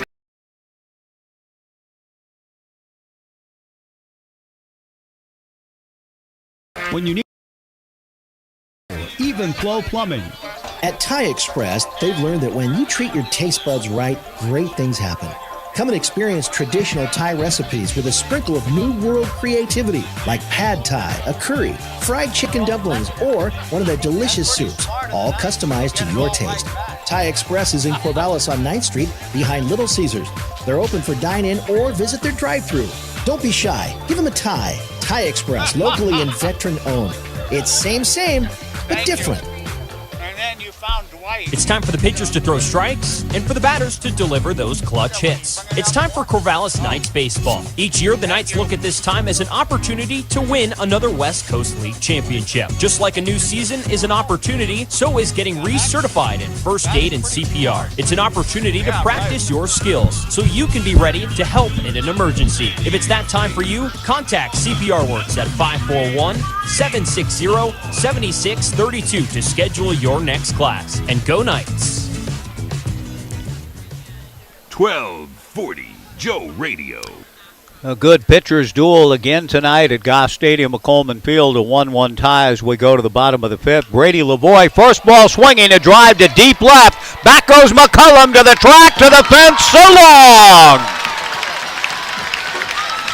Brady Lavoie hits the first pitch of the bottom of the fifth inning out of the ballpark. The Knights lead it 2-1.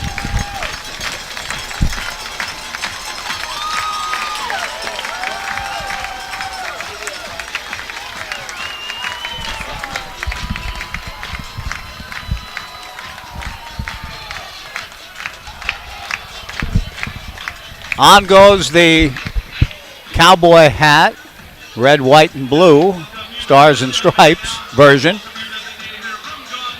On the home run for Brady Lavoie, his fourth of the summer, and the Knights with a 2-1 lead, jumping on the first pitch from Colby Kameko.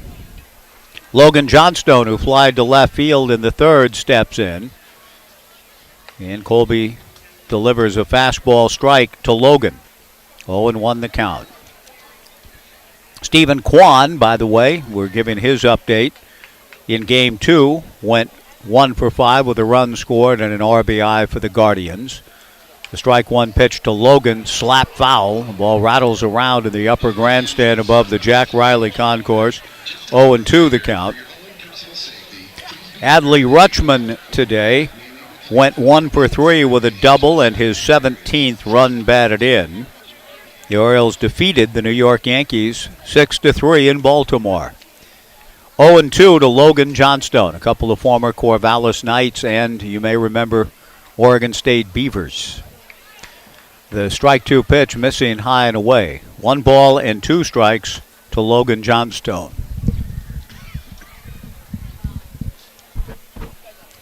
2-1 Knights. Brady Lavoie, a towering drive over the 14-foot fence and left to give the Knights their first lead.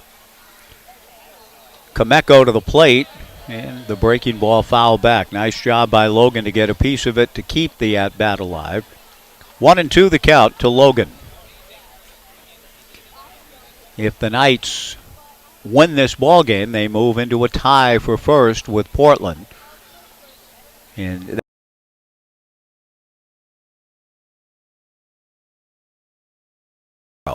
breaking ball on the 1-2 pitch just missed. And the count now moves to 2-2 to Logan Johnstone.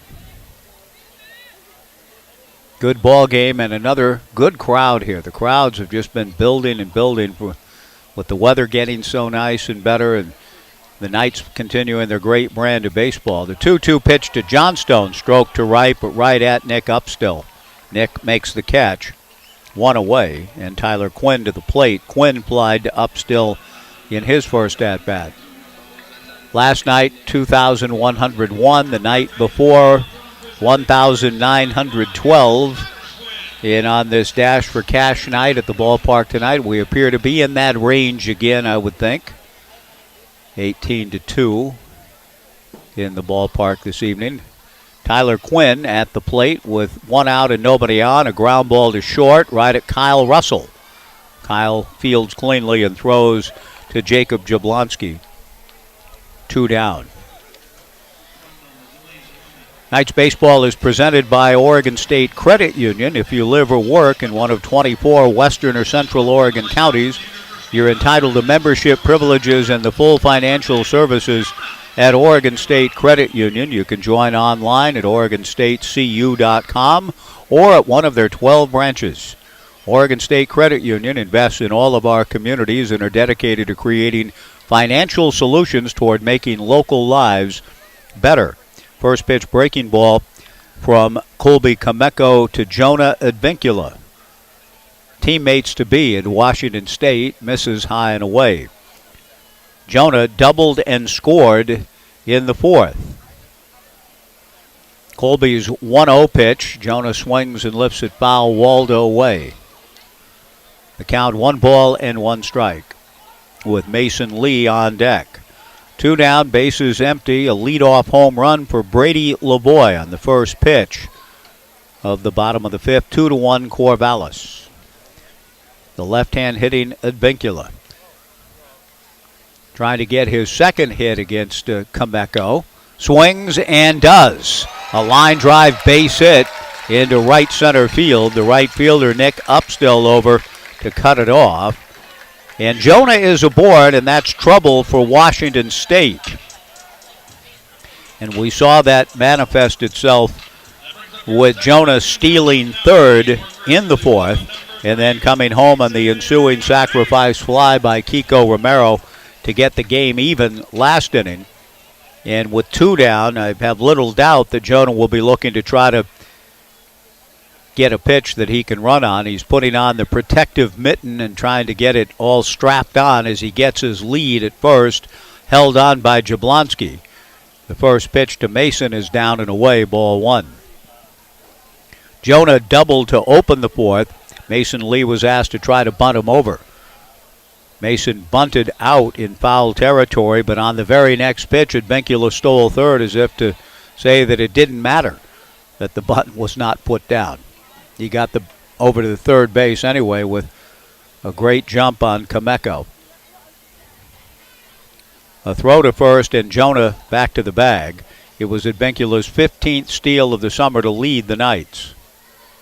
He draws another throw and gets back. 2-1 Corvallis in the bottom of the fifth. In the cool of the evening tonight, we'll be in the heat of Sunday afternoon action tomorrow. Going to 94 degrees tomorrow, I'm told, and we'll be on the air at 1:05. So during the course of the day, we'll be feeling that sun getting hotter and hotter. Pitch is hit foul to my left, and the old man and the bad hip. Not able to move. I should have moved and made the catch. That's on me. I should have caught. I should have made the play. No balls and a strike. Bad read on my part. A very bad read.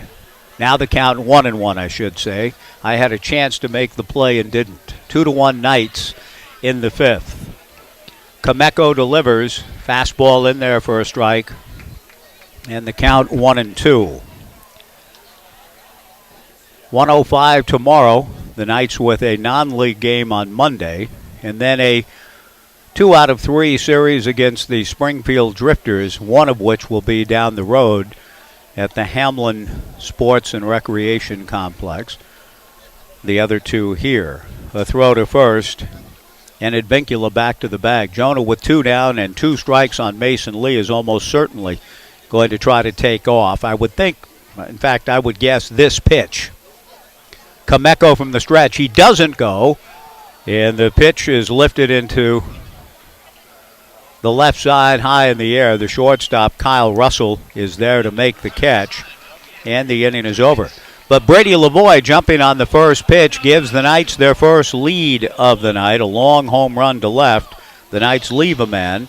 And at the end of 5, the Knights 2 and Portland 1 on 1240 Joe Radio. For auto glass solutions, better call the glass man. Call 541-760-2277. Call the glass man. Need your auto glass repaired or replaced? Need to recalibrate your advanced car safety system? Don't call that 800 number. Call the glass man. For auto glass solutions, better call the glass man. Call 541-760-2277. Call the glass man. If you're fed up with dirty grout lines, maybe it's time to consider cultured marble. Hi, I'm Katie Albin at Albin's Plumbing in Corvallis. Cultured marble is an affordable way to get the look of marble, and the best part is, no grout lines, affordable and easy to maintain. Come by our showroom on 9th Street in Corvallis and see the beautiful look of cultured marble. At Albin's Plumbing, plumbing's all we do. Call 754-8282. Albin's Plumbing. Locally owned and operated for over 30 years, people in the Mid-Valley have been going to Corvallis Floor Covering.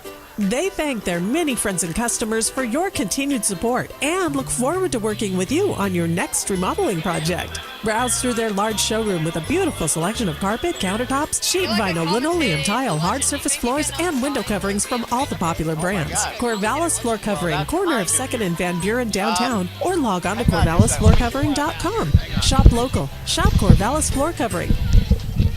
1240 Joe Radio.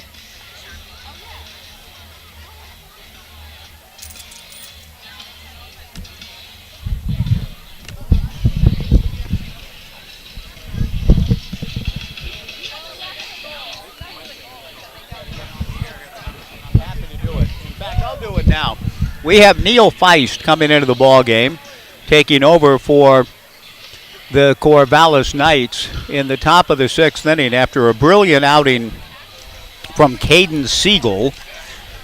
And I've got a couple of very nice youngsters who've come up here to ask for me to sign something, and I want to find out their names. What's your name, honey? L? E-L-L-E? Yep, like the letter L. Evan. Oh, so but it's spelled E-L-L-E? Okay.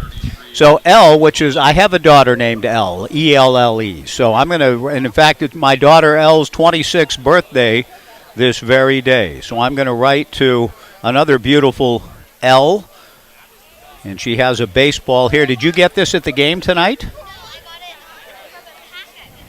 from a packet. Okay, this is a nice baseball. I'm going to write my name on it, L, and thank you so much for asking me, sweetheart. Neil Feist, with the Knights leading 2-1, delivers high and inside here in the top of the 6th inning. The first pitch coming to Latrey McCullum. Brady LaBoy's home run giving the Knights the lead. And young L here. How old are you, L? 9 years old. Breaking ball grounded wide of third. Tyler Quinn to his left. Fields fires and gets him. Nice play. A broken bat ground ball. Tyler Quinn ranging quickly to his left. Whirled around and threw a strike for the out. Nice play. One away, and the batter will be Jacob Jablonski. Here you go, sweetheart. And what's your name? Evan. Evan. Are you brother and sister? Yes. Okay, Evan. How old are you? 12. Okay. Neil Feist coming on for Caden Siegel, who was magnificent. Here you go, and you can give that Sharpie back to Amy. And thanks, you guys, for coming up. Hope you enjoy the game. Thanks for asking. The first pitch from Neil Feist, missing, ball 1 to Jacob Jablonski. 1-0 the count. Jablonski 2 for 2 against Caden Siegel. An RBI single off second base in the first inning, a single to right in the fourth. Jablonski takes Neil Feist's next pitch outside for ball 2, 2-0. Neil works from the stretch, kicks and comes 2-0. Ball 3, 3 balls and no strikes to Jablonski. Caden Siegel with perhaps the best outing of his Corvallis Knights career tonight. He has been good this summer, but tonight, as good as I've seen him. The 3-0 pitch from Neil misses somewhere. I'm not sure where. Ball 4. Jablonski trots down to first, representing the tying run. Neil Feist has had a tremendous summer, making his 15th appearance, the most on the club, 24 2/3 innings, a record of 1-1, an ERA of 2.55, only 5 walks in his first 24 2/3 with 20 strikeouts. So a surprising 4-pitch walk to Jablonski. Evan Leibel will be the batter. Evan has struck out looking twice. Ethan Lovelace is sent down to the Corvallis Knights bullpen, but stopped short of it. He was down there to collect a loose ball. A baseball on the warning track in front of the entrance to the Jacoby Ellsbury clubhouse. Evan Leibel at the plate. The first pitch missing, ball 1-0. 2-1 Knights, top of the 6th inning. Jacoby is an alumnus of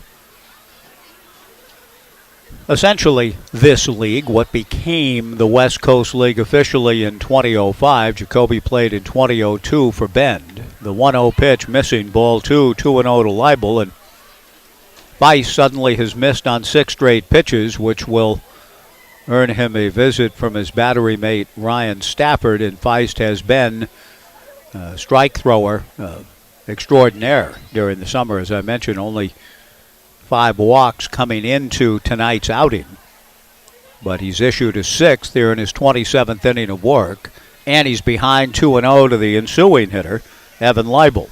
So we expect Neil to kind of get back on track here. Coming into the ball game, looking to protect a 2-1 lead in the top of the 6th. The 2-0 pitch is swung on and missed, and the count 2-1.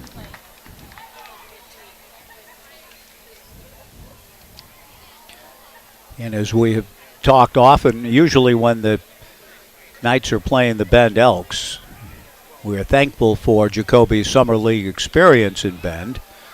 The 2-1 pitch to Leibel hit foul off to the left, and the count runs to 2-2. In that, Jacoby was drafted in the 23rd round out of Madras and was strongly considering signing. But he played a summer of baseball with the Bend Elks, and that's a wood-bat collegiate summer experience. The 2-2 pitch to Leibel, a line drive to left. Riley Knight with a good read makes the catch, 2 down. And Blake Wink will be the batter. And as he was contemplating whether or not to sign, played summer ball with Bend, had been a 23rd round draft pick, and a gentleman by the name of Pat Casey said, Jacoby, you could sign now and start a pro career, and you could be a big leaguer and all. But he said, if you come to Oregon State, he was essentially prophesying, you come to Oregon State, you'll be a first-round pick. And he was. A great bunt up along third, fielded by Stafford, who fires a strike to Kiko Romero for the out. Maybe the bunt wasn't quite so great, but it was certainly a tremendous play by Stafford, pouncing on it to get Blake Wink, who was attempting to bunt for a base hit and is thrown out on a nice reaction on Ryan Stafford's part to get Wink and retire the side. No runs, no hits, a man left. At the end of 5.5, the Knights 2 and the Pickles 1 on 1240 Joe Radio. I was there in the living room reading a book when I heard a terrible sound. When are you going to start planting those trees and getting the backyard ready for our daughter's wedding? I'll do it, but not today. I know you don't want me to do it, but I'm going to do it anyway. I know the guys at Philomath Rental, they'll show me what to do. And since they're open 7 days a week, I can go out there today. Uh-oh. Darn you, Philomath Rental. Philomath Rental, next to Landmark Realty, 1.5 miles west of the Sunset Shopping Center. For tools and equipment for home, farm, and business, check out Philomath Rental. The versatile Kubota B-Series is a do-it-all tractor. Part of our under 100 horsepower tractor lineup rated #1 for reliability. You can run powerful attachments that can be easily switched out. The Kubota B-Series. Talk to your local Kubota dealer today to schedule a demo. Go to KubotaUSA.com for full disclaimer. Your local Kubota dealer is Lynn Benton Tractor on Highway 99E in Tangent. See it at lynnbentontractor.com. The Corvallis Knights are champions, having won 5 straight West Coast Baseball League titles. And the team at Tax and Wealth Management in Corvallis are champions too. Does your business need help developing a winning program? With 46 years in business, they have what you need to develop and execute your game plan into a championship. See David Mendenhall, Bill Heck, or Robert Berry. Their team has the strategy you need for tax planning and saving for your financial future. Visit taxandwealthmanagement.com or call 541-753-4185. That's 753-4185. And get in the game. 1240 Joe Radio. Kiko Romero, Ryan Stafford, Briley Knight against a new pitcher after a tremendous outing for Colby Kameko. Left-hander Tommy Snyder takes over and goes to work on Kiko, who swings and misses. 0-1 the count. Kiko has struck out and had a sacrifice fly. 2-1 Knights, bottom of the 6th. Tommy Snyder, the lefty, out of Pacific Lutheran, delivers, and Kiko whacks it to center. Base hit. Tyler Stancato gets the baseball back in. A leadoff single for Kiko Romero, and that will bring to the plate Ryan Stafford. Ryan out of Cal Poly has walked and had an infield single.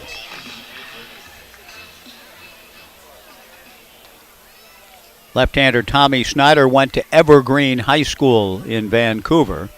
Delivers high and away, a throw down to first, and Kiko gets back safely. Stafford was showing bunt. Tommy made 14 appearances for the Lutes this past spring, 6-2, 3.79 through 80 and 2/3 innings.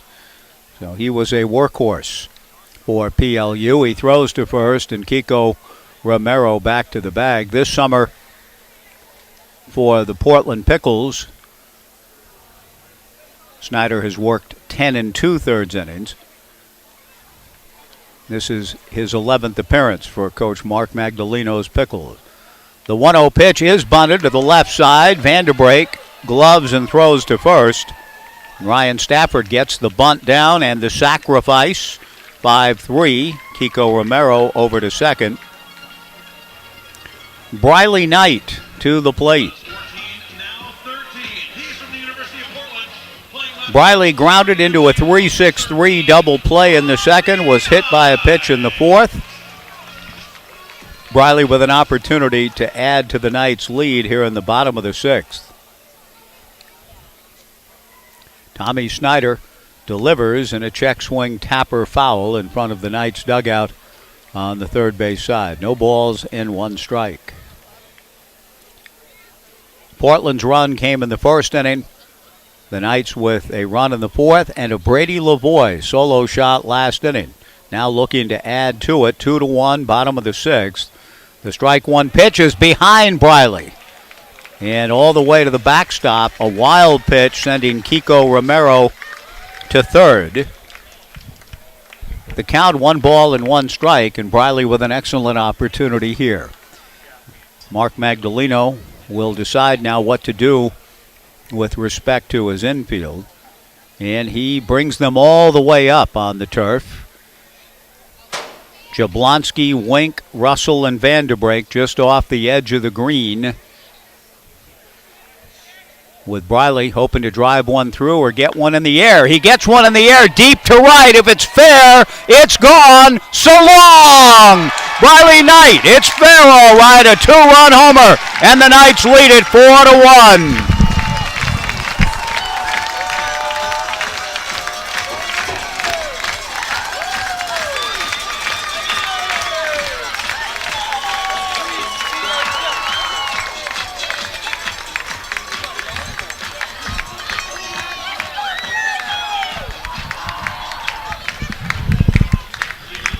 A sweet swing for Briley Knight. The only question when it left his bat, would it stay fair? And it did. A 2-run home run for Briley, 4-1 Knights in the 6th. Xander Darby, the batter. Xander has struck out and grounded to second. Sweet swing. Briley has been hot of late, swinging a potent bat, really getting on pitches, and does so here in a very impressive manner. Darby fouling the first pitch back from left-hander Tommy Snyder. The 0-1 pitch, he drops down a bit by way of first base, and Tommy delivers strike 2 to Xander.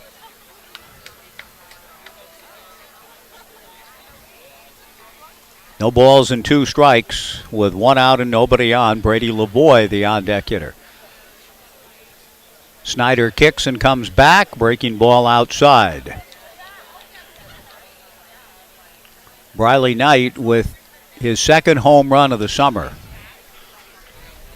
And that ball was well struck. He got on it in a line drive, Joe Morgan-esque type home run into the right field corner.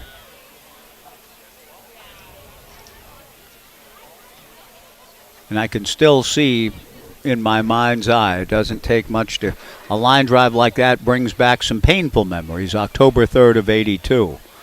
Joe Morgan off of Terry Forster. Back when I cared. How right it is to care, says Denver. The 1-2 pitch swung out and missed, strike 3, 2 down. I don't care quite so much. I still, I care much more about these fellas, the Oregon State program. There's another baseball on the field out in front of the Jacoby Ellsbury clubhouse. Ethan Lovelace had the task last time. Brooke Knight looks into the dugout. He's going to send somebody else this time to retrieve the baseball that is out in front of the Jacoby clubhouse. And so I don't know where those baseballs are coming from, but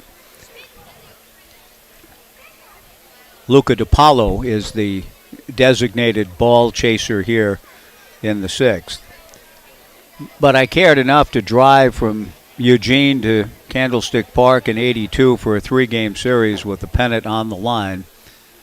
And Morgan crushed a 3-run homer to crush me and to crush my hope. And I remember sitting there at Candlestick Park after the Morgan line drive homer off of Forster, benumbed, and thinking John Denver's wrong when he sings How Right It Is to Care. I care too much. The 1-1 pitch by way of first base, driven to center and deep. Back goes Kyler Stancato to the track, to the fence. The ball is off the top of the fence. Brady Lavoie, who went over the fence his last time up, just misses, hitting one over the center field fence this time around. A double to straightaway center off the top of the 8-foot fence. He rocketed that ball nearly out of the park at 400 feet away. So a homer last time, a double here for Lavoie. And the batter will be Logan Johnstone. Logan plied to left and plied to right in his first 2 at-bats, has a chance to add to the Knights' lead here. 4-1 in the bottom of the 6th.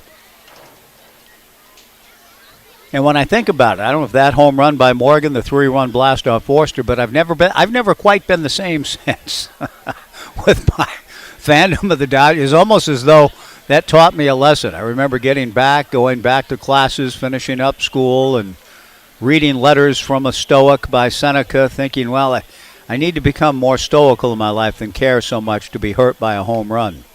The pitch on the way to Logan Johnstone, tap foul at the plate, and the count 0-2. And as much as I did enjoy the '83 season and my man Fernando, coming down the stretch of Fernando's career in Los Angeles, once he was done, I was essentially done as a fan of the team I grew up loving. Breaking ball down and in, and the count 1-2, and it's never quite been the same. And I could point to Morgan's blast as the beginning of sorrows. 4-1 Knights in the bottom of the 6th. Much more joyous things tonight here in Corvallis. The 1-2 pitch off the mid of Evan Leibel, and down to third base goes Brady Lavoie, and that evens the count at 2 balls and 2 strikes. And I'll check with Brooksy between innings. I'm going to write down PB Leibel for the moment. 2 balls, 2 strikes, 2 outs. Tommy Snyder working out of the stretch with Johnstone being shaded up the middle, and he goes the other way. A line drive, base hit into left field. Brady Lavoie down the line to score, an RBI single for Logan Johnstone. And the Knights lead it 5-1, and here comes Mark Magdaleno. He will make a pitching change. The call to the bullpen brought to you by our friends at All Pro Property Services.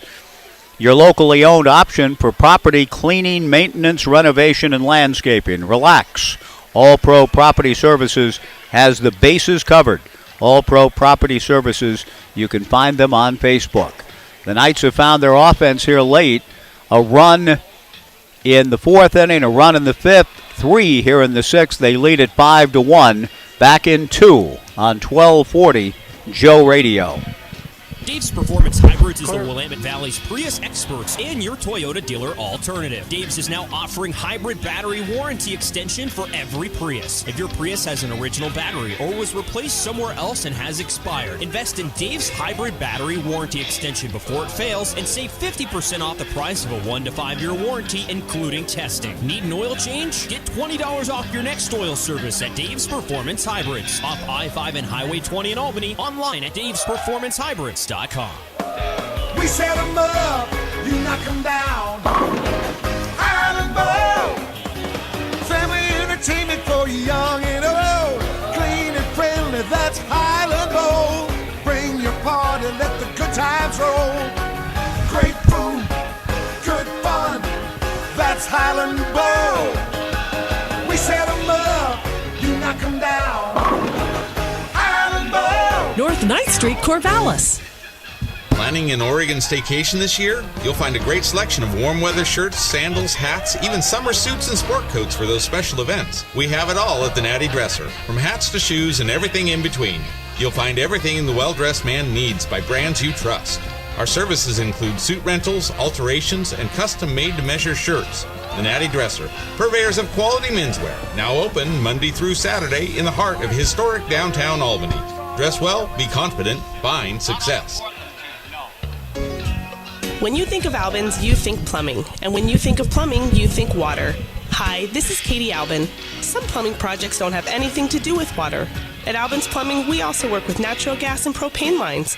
So if you need a gas line for home heating, cooking, or for a gas water heater, give us a call. At Albin's Plumbing, plumbing's all we do. Call 754-8282. Albin's Plumbing. 1240 Joe Radio.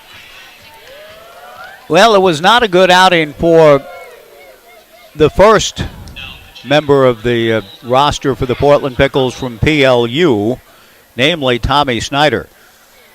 The Knights chase Tommy, who gave up a base hit to Kiko Romero after a sacrifice, a 2-run homer to Briley Knight. Tommy came back to strike out Xander Darby, but has given up a booming double to Brady LeBoy and an RBI single to Logan Johnstone. Coach Magdaleno calls upon another member from the Pacific Lutheran team, Spencer Howell, a right-hander, and Spencer out of Auburn, Washington, 2 years at Pierce College before going to PLU. He worked 75 in the 3rd inning, so we're seeing a couple of the Lutz primary workhorses tonight here in the bottom of the 6th with the Knights leading 5-1. Howell's first pitch in there for a strike to Tyler Quinn with Logan Johnstone at first. Time was called and granted, and no pitch on the 0-1 offering from Spencer Howell just into the game. By the way, it was a wild pitch that sent Brady LeBoy to third, not a pass ball, as I did inquire of Brooks during the pitching change. A throw to first base, Logan Johnstone back. 5-1 Knights in the bottom of the 6th inning. Spencer Howell, 75 in the 3rd innings. A 2.63 ERA and a 7-2 record for PLU this past spring. The Knights breaking through here in the middle innings. A run in the 4th, a run in the 5th, 3 in the 6th. Howell, the right-hander, over the top and misses. Down and away. 1-1 to Tyler, who backs out, has a look at third base coach Brooke Knight, who brings out his notepad and makes a notation. Logan, a good runner, held on by Jacob Jablonski. Howell out of the stretch and draws a throw. Logan dives back to the bag. Logan is 6 for 6 in stolen base opportunities here in the summer of 2022.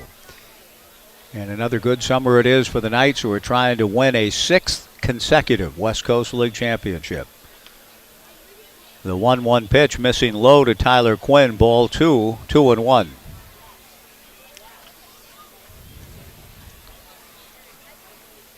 It was encouraging to hear from Matt Scott before the game and all of the players that I have the honor of visiting with in the pregame shows. Scott was told by his pitching coach, Thomas Eager at Stanford, you'll go to Corvallis this summer and you'll have a blast. And he said it's all true. A line drive to center. Kyler Stancato comes in, makes a nice catch, falling to his knees to ensure it, and the inning is over. But a good inning it is. The Knights score 3 and separate a bit here. At the end of 6, it's Corvallis 5 and Portland 1 on 1240 Joe Radio. Taste the incredible flavors of India at Evergreen Indian Restaurant. Enjoy delicious made-to-order Indian cuisine using traditional recipes and fresh ingredients, including a variety of entrees and tandoori specials. Evergreen Indian Restaurant is open for takeout orders from 11:30 to 2:30 p.m. and open for dine-in and takeout from 5 p.m. to 9 p.m. daily except Tuesdays. View the menu and order online at evergreenindianrestaurant.com on Southwest 3rd in downtown Corvallis and West 7th in Eugene. Evergreen Indian Restaurant.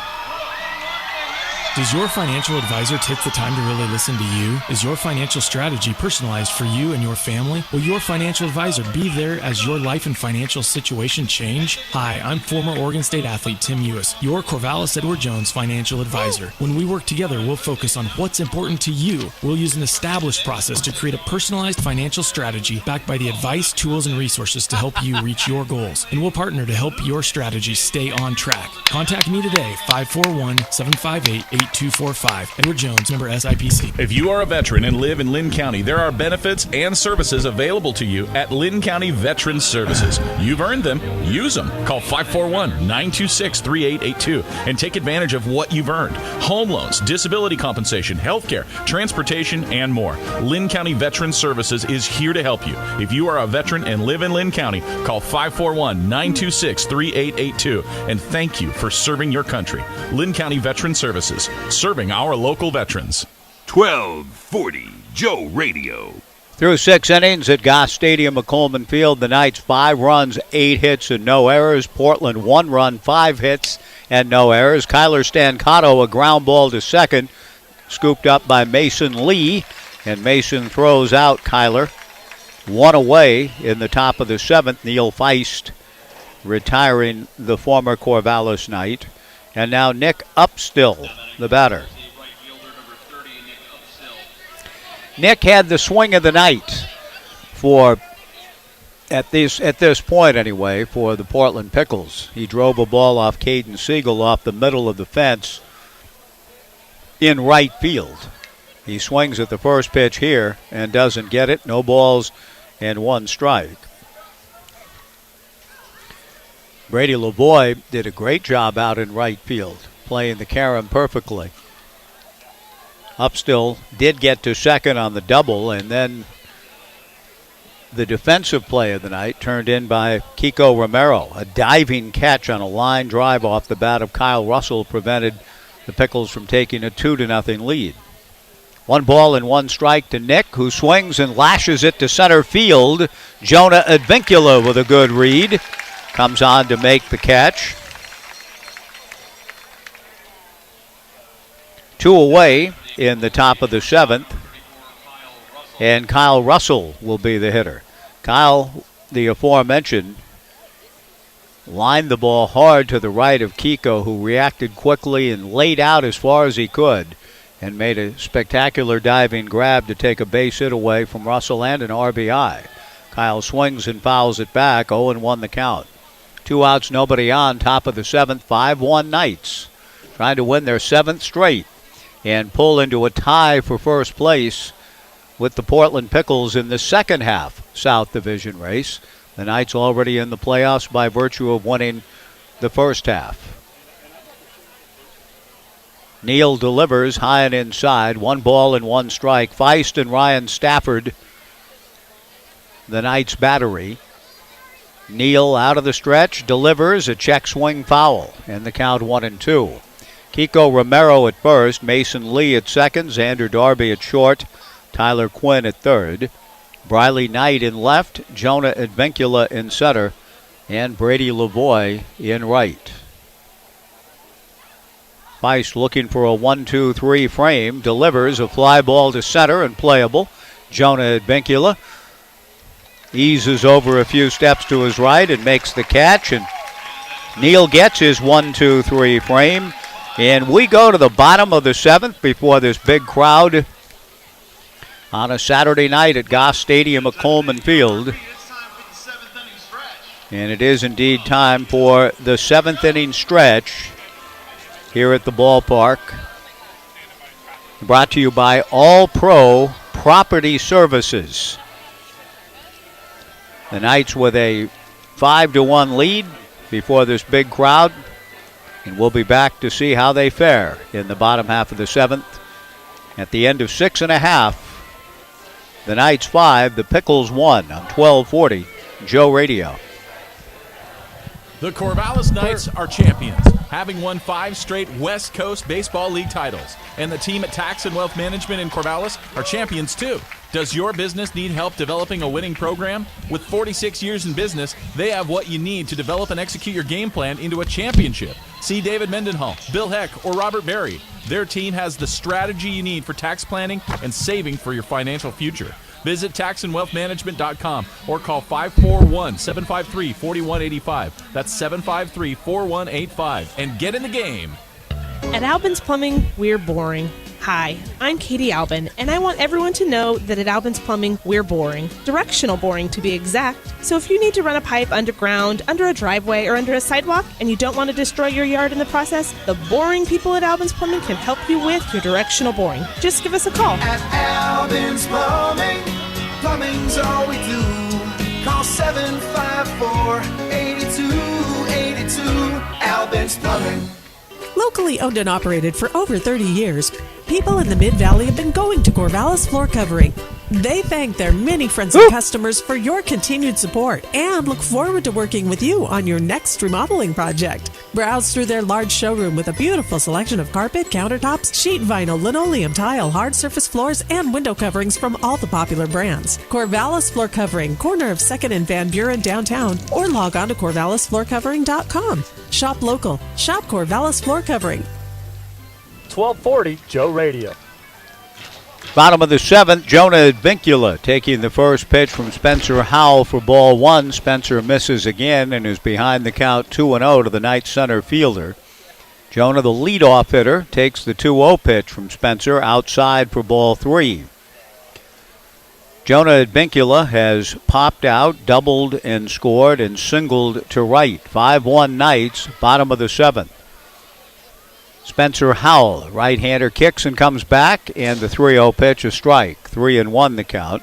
Spencer Howell and Evan Leibel, the battery for the Pickles. Jacob Jablonski at first, Blake Wink at second, Kyle Russell at short, Jackson Vanderbrake at third, Latrey McCullum in left, Kyler Stancato in center, Nick Upstill in right. The 3-1 pitch, Jonah fouls it straight back, and the count goes full to 3-2. Portland scored a run in the first inning. A bloop single, a sacrifice bunt, a two-out single that went off the bag at second. And that's been it. Caden Siegel, tremendous through 5, the pitcher of record. The pitch to Jonah, blasted to deep right field in the corner, foul. Ball bouncing off the back end of Casey corner. Jonah Advincula's done a lot of impressive things this summer. That would have been, had he maybe just laid back a tad longer, might have been his first home run as a Corvallis Knight. As it is, 3-2 to Spencer Howell. As Jonah leads things off in the bottom of the seventh and grounds one into right field. Base hit, his third hit of the night. Nick Upstill will get the ball back in. Our seventh inning stretch was indeed brought to us by All Pro Property Services. Relax, they've got things covered at All Pro Property Services. Our thanks to them for sponsoring the 7th inning stretch, as well as whenever the Knights get a stolen base, and Jonah Advincula has a chance to do just that. Jonah had a big one to help set up the Knights' first run. The pitch is down and away here, backhanded by Evan Leibel. 1-0 to Mason Lee. Mason is 0 for 3. Coach Knight goes through the signs at third. Jonah swiped third in the fourth and was in position to come home on Kiko Romero's sacrifice fly that drew the Knights even. 1 ball and no strikes to Mason Lee, bottom of the 7th, 5-1 Corvallis. Spencer Howell out of the stretch. The runner goes, and the pitch is swung on and fouled back into the grassy area adjacent to the bike racks. A lot of youngsters out there playing catch, and they give chase. The ball goes into the ivy. I think one of the kids with an eagle eye able to get into the ivy. Well, I bet if they cut that ivy down, they'd find a lot of baseballs back in there that kids haven't seen go in through the years. 1 ball, 1 strike. From the stretch, Spencer Howell throws over to first base. A little surprised that Mason did not take the 1-0 pitch. He had a good count to take a pitch on for a runner of Advincula's ability. But he did swing and foul it back. Now Jonah ventures back out again, held on by Jablonski. 5-1 Knights in the bottom of the 7th. The 1-1 pitch is low and in. Ball 2, 2-1. Kiko Romero on deck. Jonah's speed helping to create the Knights' first run. Brady LeBoy, a home run in the 5th to give the Knights the lead. Briley Knight, a 2-run home run last inning. The Knights with a 5-1 advantage. Bottom of the 7th. The pitch to Lee, blasted to left. McCullum goes back to the track and to the fence, plays it off the middle of the fence. Advincula with a great read on it, rounds third, on his way to the plate, and scores on a double by Mason Lee. The Knights lead it 6-1. And boy, it was fun watching not only the ball go off the middle of the fence, but watching Advincula run. Jonah can really get around the bases. And that was impressive. Impressive on a couple of fronts, that there was no hesitation on Jonah's part. He knew that just by the trajectory, the sound of it, the look of it, that McCullum was not going to be able to catch the ball, even though it ended up going off the middle of the fence and was in theory catchable. Advincula just took off and said, hey, I'm not going to worry about that ball being caught, and thus is able to score from first. McCullum actually played the carom pretty well, but Advincula's speed getting him another run, and the Knights adding to their advantage. Brian Grant, the pitching coach, out to visit with Spencer Howell. The Knights now lead it 6-1.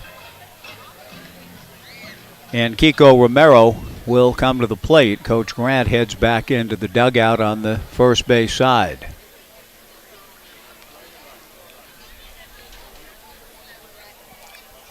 Kiko has struck out, had a sacrifice fly, and singled to center field.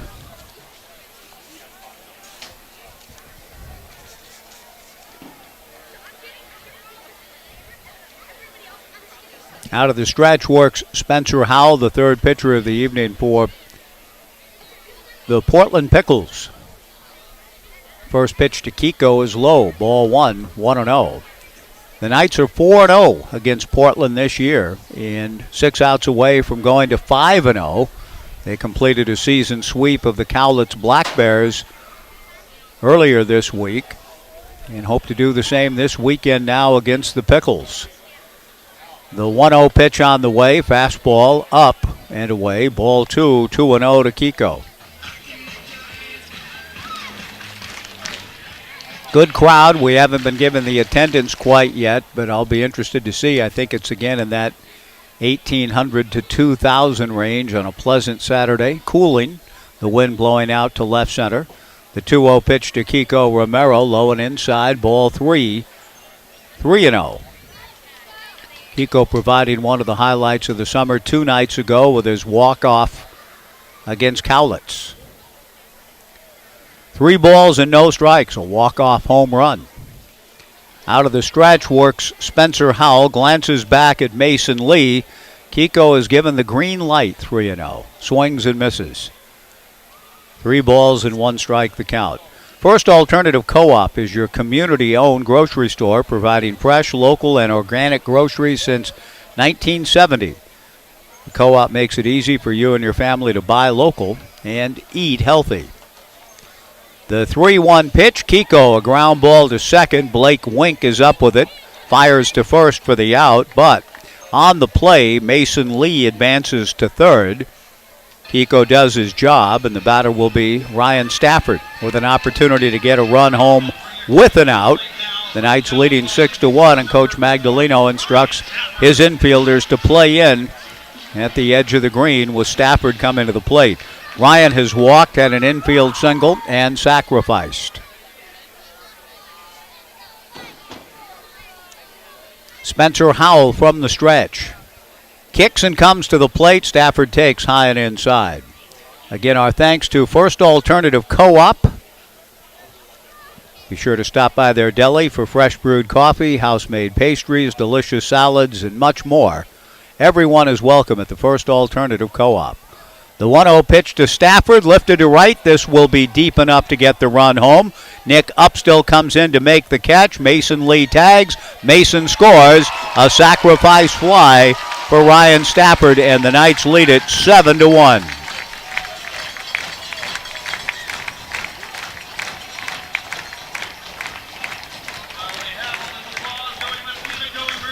Briley Knight, the batter.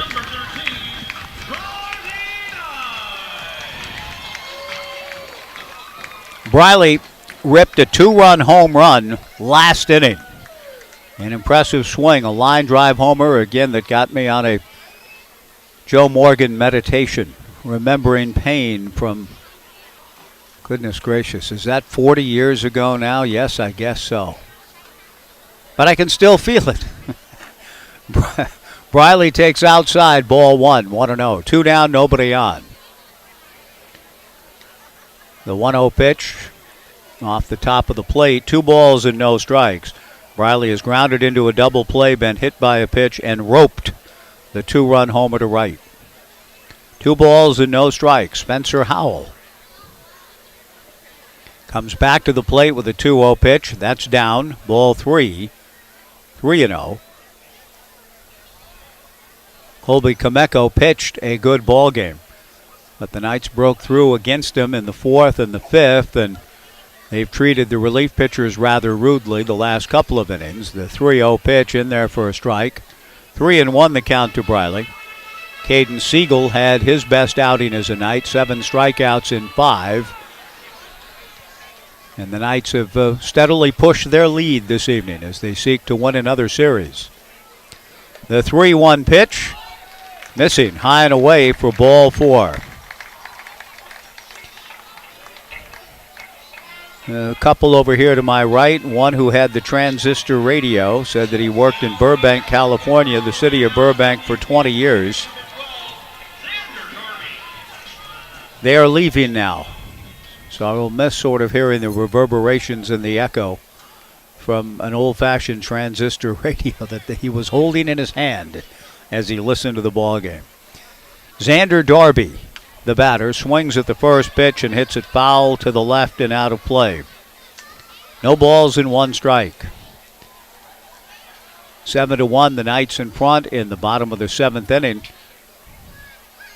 And the gentleman from Burbank looking over the railing into Urchin Alley. Thanks for coming, you guys. No balls and 1 strike the count. The pitch on the way to Xander is hit high and deep to right field. This is on its way. So long for Xander Darby. And the Knights lead it 9-1.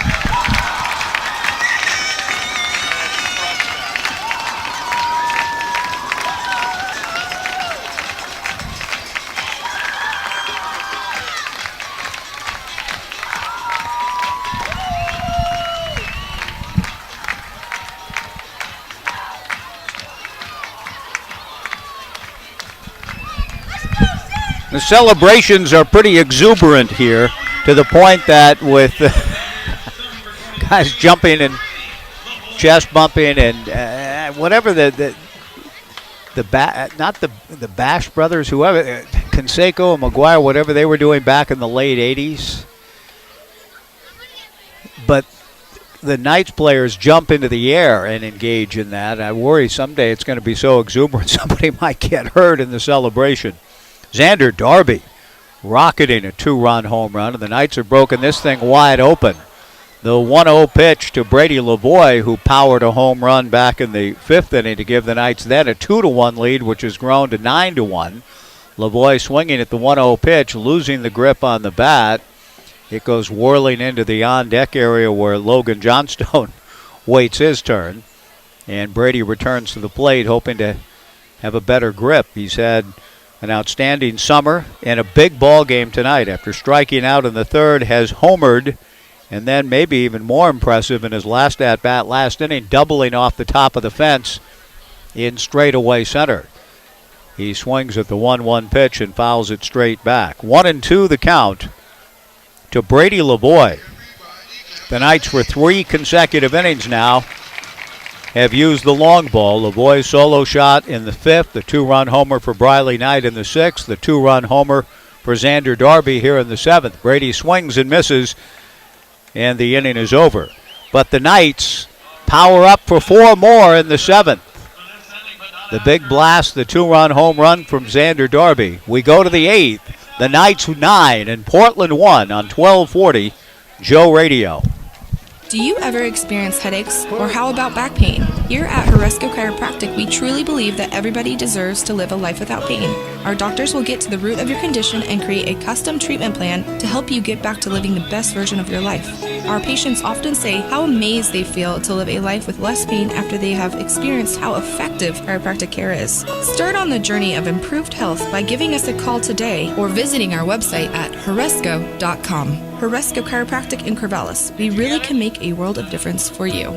Looking for someone to service your Volkswagen? Independent Auto Works has been taking care of Volkswagen since 1970, and their group of mechanics has over 80 years of combined experience working on Volkswagens. And if you need just a part, whether your VW is old or new, air-cooled or water-cooled, Independent Auto Works can help. Give them a call or stop by. They're on 13th Street near the OSU campus in Corvallis. Independent Auto Works, the guys you can trust. Your satisfaction is our success. Independent Auto Works. Downward Dog across the OSU campus is serving up cold drinks and tasty food on their sunny patio. Burgers like the Hangover Helper or Double Trouble. If you prefer, substitute a house-made veggie patty and enjoy appetizers, wraps, salads, and sandwiches. And breakfast is served until 2. The food at Downward Dog is made fresh from scratch and locally sourced whenever possible. And they specialize in mouth-watering handcrafted cocktails and thirst-quenching local microbrews. So stop by the Downward Dog today. Open 7 days a week from 10 a.m. until 10 p.m. on 23rd and Monroe across from the OSU campus. 1240 Joe Radio. Yeah, well, I don't know that the hoodie's going to go up, but...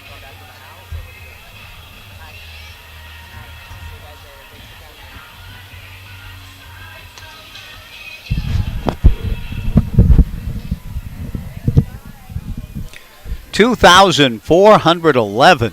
I was in that 1900 to 2 range.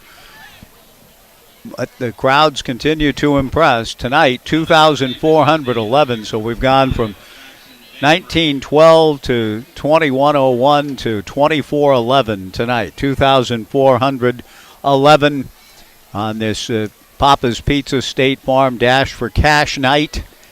And the Knights have rewarded the fans with a big outburst of power and what has been flawless defense until now. Here in the top of the 8th, Caleb Cantola going to work on Jackson Vanderbrake, a chopper wide of 3rd. Tyler Quinn's played some excellent defense tonight, but he throws low. Kiko Romero not able to dig it out. And we see the first error for either team tonight. Jackson Vanderbrake aboard on the throwing error by Tyler Quinn. Evan Cloyd, the batter. Out of the stretch works Caleb Cantola. And his first pitch fastball inside, ball 1. Cantola getting an opportunity here, the young man out of Central High School up the road. Picking up for Caden Siegel and Neil Feist. The 1-0 pitch, fastball up and in, ball 2, 2-0. 9 runs, 11 hits, 3 home runs for the Knights. 1 run and 5 hits for Portland. Good pitch by Cantola, getting in on Evan Cloyd, who swings and fouls it into the stands on the right side. 2 balls and a strike. Cantola making his 10th appearance, 12 2/3, 8 hits, 5 runs, 13 walks for Caleb, 14 strikeouts, a record of 2-0.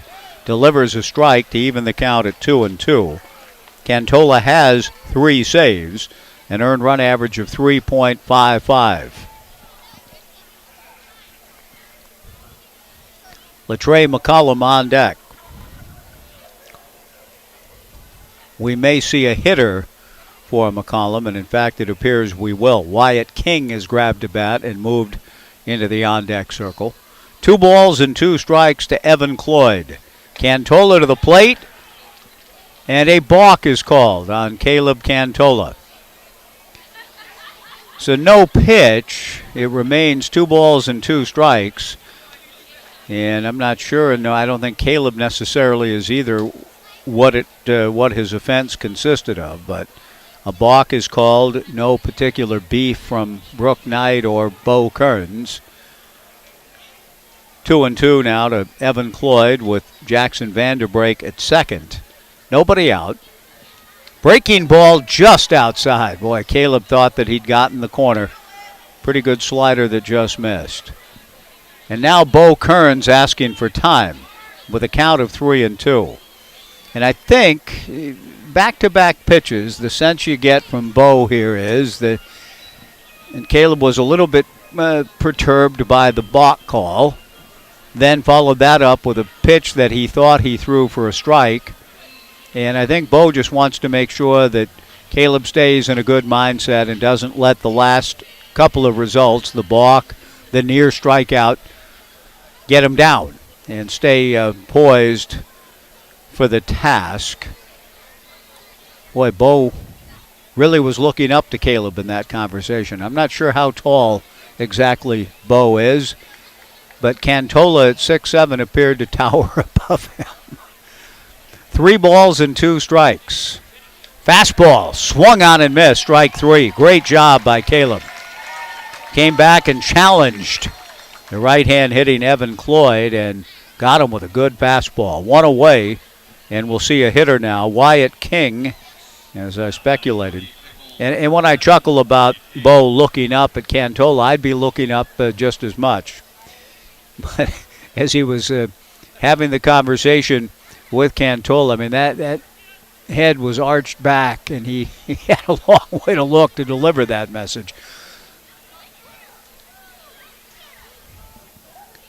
And whatever the message was, Caleb responded well and came back with a strikeout on the ensuing pitch to Evan Cloyd. 1 away, Jackson Vanderbrake at second. Wyatt King, the pinch hitter, here in the top of the 8th for Latrey, and the fastball from Cantola misses high and inside. Wyatt at 188, 3 for 16 on the summer with a run batted in.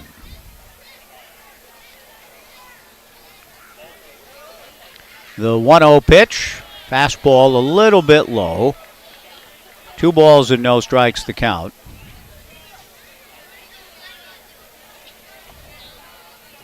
King out of San Mateo and Cal Poly, San Luis Obispo. Stole 11 bases for the Mustangs this past spring. Teammate of Knights catcher Ryan Stafford. Cantola's 2-0 pitch drills Wyatt King. In the upper back, left shoulder area perhaps.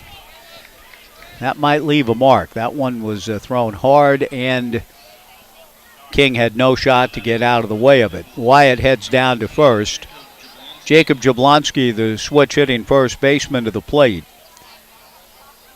Jablonski is 2 for 2 and drove in the Pickles' only run way back in the first.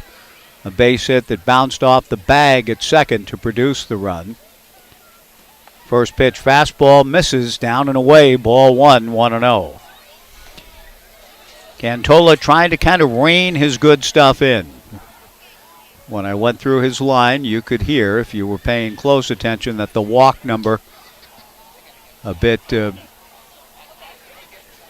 inordinate in terms of walks to innings pitched. He's behind the count here to Jablonski, 1-0. Jablonski hits it sharply. Good hop for Mason Lee. Goes to Darby for 1, on to first for 2. An inning-ending double play. Well done. Mason Lee, Xander Darby to Kiko Romero. And a nice job by Caleb Cantola. An error to open the inning, a hit batter, a balk, a visit, and through it all, another 0 on the board for Knights pitching. No runs, no hits, an error, and 1 left. We go to the bottom of the 8th. The Knights 9 and the Pickles 1 on 1240 Joe Radio. Mow, dig, haul, lift. The versatile Kubota BX Series subcompact tractor does it all. Easy to switch attachments, a smooth hydrostatic transmission. The BX Series is part of our under 100 horsepower tractor lineup rated #1 for reliability. Talk to your local Kubota dealer today to schedule a demo. Go to KubotaUSA.com for full disclaimer. Your local Kubota dealer is Lynn Benton Tractor on Highway 99E in Tangent. See it at lynnbentontractor.com. Dave's Performance Hybrids is the Willamette Valley's Prius experts and your Toyota dealer alternative. Dave's is now offering hybrid battery warranty extension for every Prius. If your Prius has an original battery or was replaced somewhere else and has expired, invest in Dave's hybrid battery warranty extension before it fails and save 50% off the price of a 1 to 5 year warranty, including testing. Need an oil change? Get $20 off your next oil service at Dave's Performance Hybrids. Off I-5 and Highway 20 in Albany. Online at davesperformancehybrids.com. For auto glass solutions, better call the glass man. Call 541-760-2277. Call the glass man. Need your auto glass repaired or replaced? Need to recalibrate your advanced car safety system? Don't call that 800 number. Call the glass man. For auto glass solutions, better call the glass man. Call 541-760-2277. Okay. Call the glass man. 1240 Joe Radio. Cade Reitzenstein to pitch the bottom of the 8th inning out of Clark Community College in Vancouver. Reitzenstein from Skyview High School, just across the river. Clark Community College, where he competes for Mark Magdaleno, the head coach at Clark, and the head coach with the Portland Pickles, whose club came to town with a 2-game lead and will get caught tonight by the Corvallis Knights, barring disaster in the top of the 9th inning. But they still have tomorrow to get 1 and leave town with that 2-game lead. But the Knights 3 outs away from a 7th-straight win. Cade Reitzenstein goes to work against Logan Johnstone, leading things off in the bottom of the 8th. Logan takes high and away, ball 1. 9 runs, 11 hits, 3 of the 11 home runs for the Knights tonight. Reitzenstein's 1-0 pitch. Johnstone, a fly ball down the left field line. Wyatt King moving over in fair territory. Wyatt makes the catch. 1 away in the bottom of the 8th. Tyler Quinn to the plate.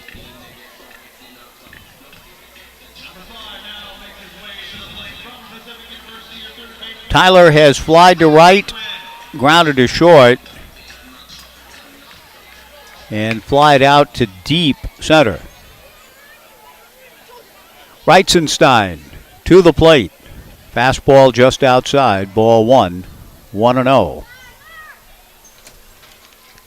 Cade making his 4th appearance, has only worked 5 innings this summer. 6 hits, 2 earned, 7 strikeouts. Delivers a ground ball to second. Blake Wink fields cleanly and throws to first. 2 down in the bottom of the 8th inning. And Jonah Advincula will come to the plate.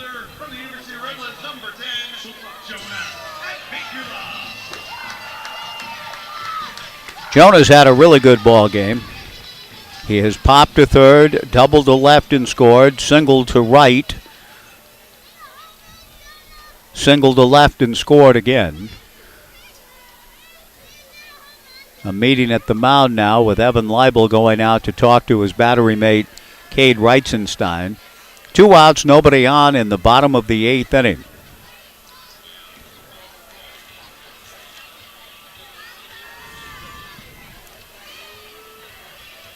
Remember, tomorrow afternoon, an early start, 1:05. We'll be on the air at around 12:55 ahead of the series finale. And the Knights are 3 outs away from turning it into an opportunity to go for a second straight sweep in West Coast League play. They just took care of the Cowlitz Black Bears in 3. Advincula swings and misses, and that coming off of back-to-back road series wins. 2 out of 3 in Edmonton, 2 out of 3 in Wenatchee. A sweep of Cowlitz, and about to go 2 up on the Pickles. 0-1 to Jonah, looking for his 4th hit. Takes strike 2 from Reitzenstein. No balls and 2 strikes the count to Jonah. Should he get on, Mason Lee, the on-deck hitter. No balls, 2 strikes, and 2 outs. Reitzenstein delivers away. Ball 1, 1-2.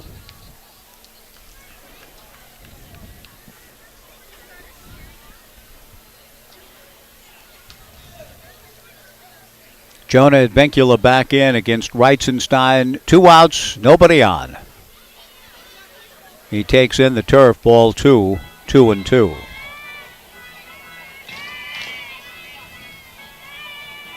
We mentioned the grand slams of Mike Blowers back in '95.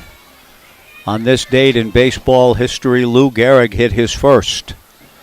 July 23rd, 1925, Gehrig hit the first of his Major League record 23 grand slams.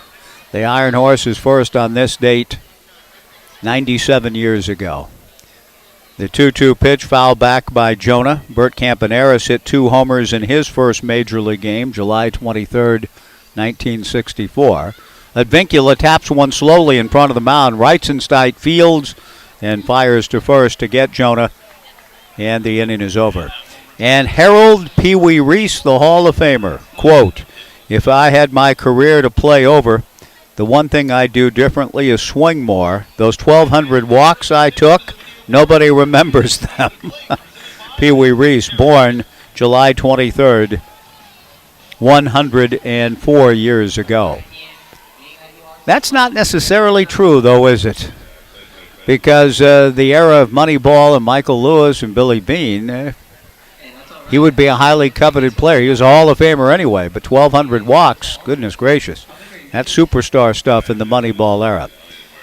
Nathan DeShriver will seek the final 3 outs for the Knights when we go to the top of the 9th inning. After 8, the Knights 9, and the Pickles 1 on 1240 Joe Radio.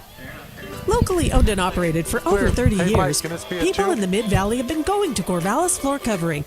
They thank their many friends and customers for your continued support and look forward to working with you on your next remodeling project. Browse through their large showroom with a beautiful selection of carpet, countertops, sheet vinyl, linoleum, tile, hard surface floors, and window coverings from all the popular brands. Corvallis Floor Covering, corner of 2nd and Van Buren downtown, or log on to corvallisfloorcovering.com. Shop local. Shop Corvallis Floor Covering. Oh, that is Lawson, yeah. Planning an Oregon staycation this year? You'll find a great selection of warm weather shirts, sandals, hats, even summer suits and sport coats for those special events. We have it all at the Natty Dresser, from hats to shoes and everything in between.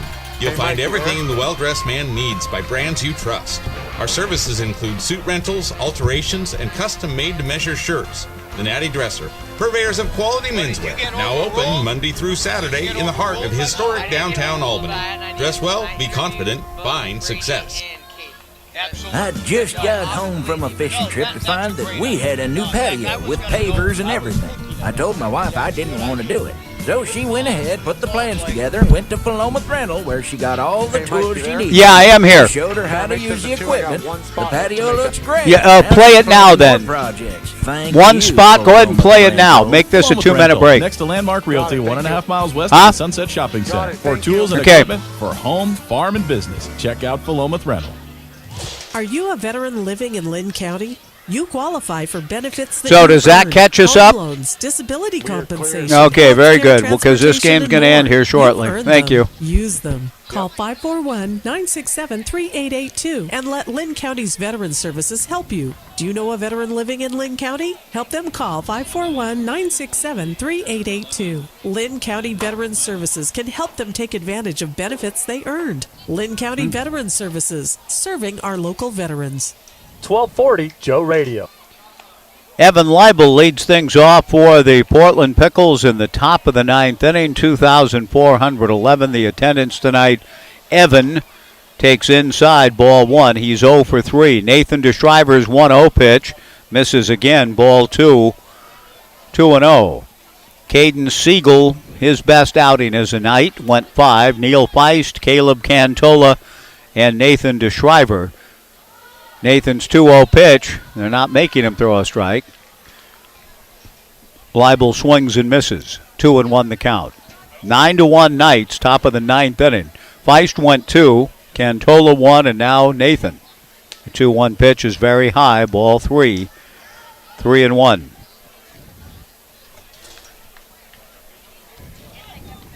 Blake Wink is on deck. DeShriver back to the plate, a check swing tapper foul back of the plate. And the count is full, 3 balls and 2 strikes for Nathan. DeShriver making his 11th appearance, 18 innings, 10 hits, 10 walks, 15 strikeouts, a record of 2-2 with a save, an ERA of 1.50, and he delivers and misses. Ball 4. Last thing he wants in life with an 8-run lead. But he does issue a walk, and Blake Wink will come to the plate.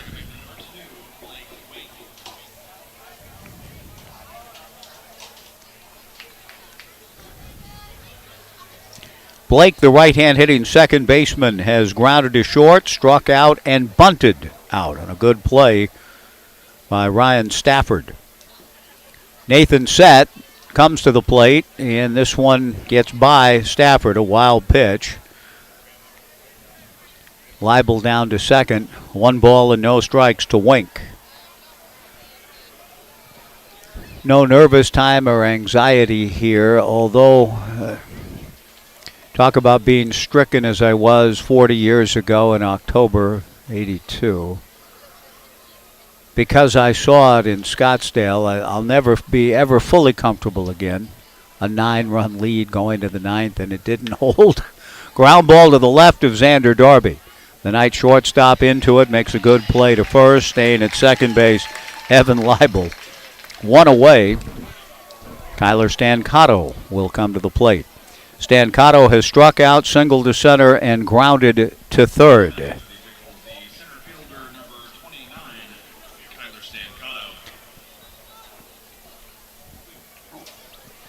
Nine to 1 Knights in the top of the 9th inning. Portland scored a run in the first.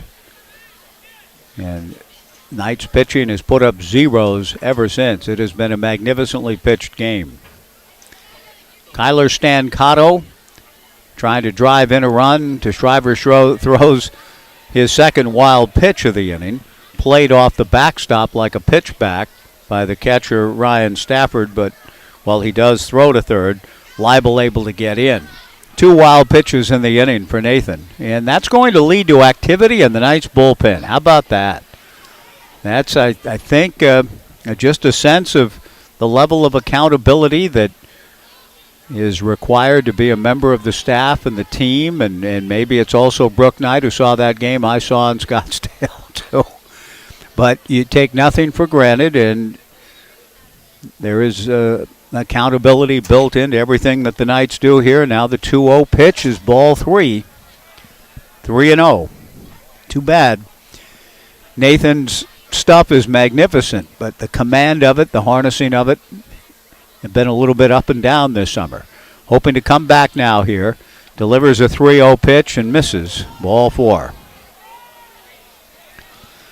So how far does that sense of accountability and so on stand? Nathan was a little upset that he didn't get the strike call there. Bo Kearns made a visit earlier to Caleb Cantola and did it seemingly a very nice job of getting to Caleb and helping him settle back in. And Ryan Stafford takes it upon himself to go out and give kind of a pick-me-up to Nathan DeShriver.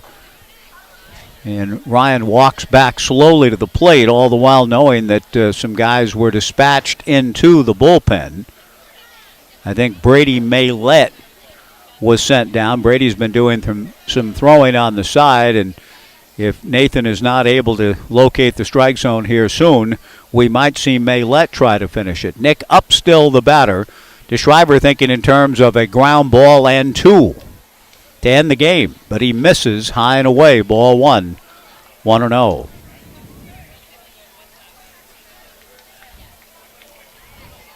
Upstill has doubled, flied to center, and lined to center.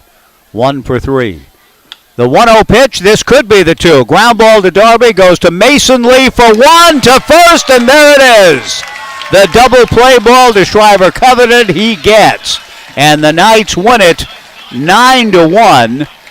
A strong note in which to end the game, and a great ball game for the Corvallis Knights. They score 9 on 12 hits. They hit 3 home runs. Our players of the game, brought to you by Washington Park Advisors, one of the few times we've ever done it. Blake Neiman had the suggestion. I had the thought. He actually articulated it for me. We have co-players of the game, Caden Siegel, representing the pitching that was outstanding for the Knights tonight and his best start as a Corvallis Knight, and Brady Lavoie, who homered to left and doubled off the top of the center field fence. So we have co-players of the game, Brady Lavoie and Caden Siegel, who will visit with Blake, and you'll see that on CorvallisKnights.com a little bit later.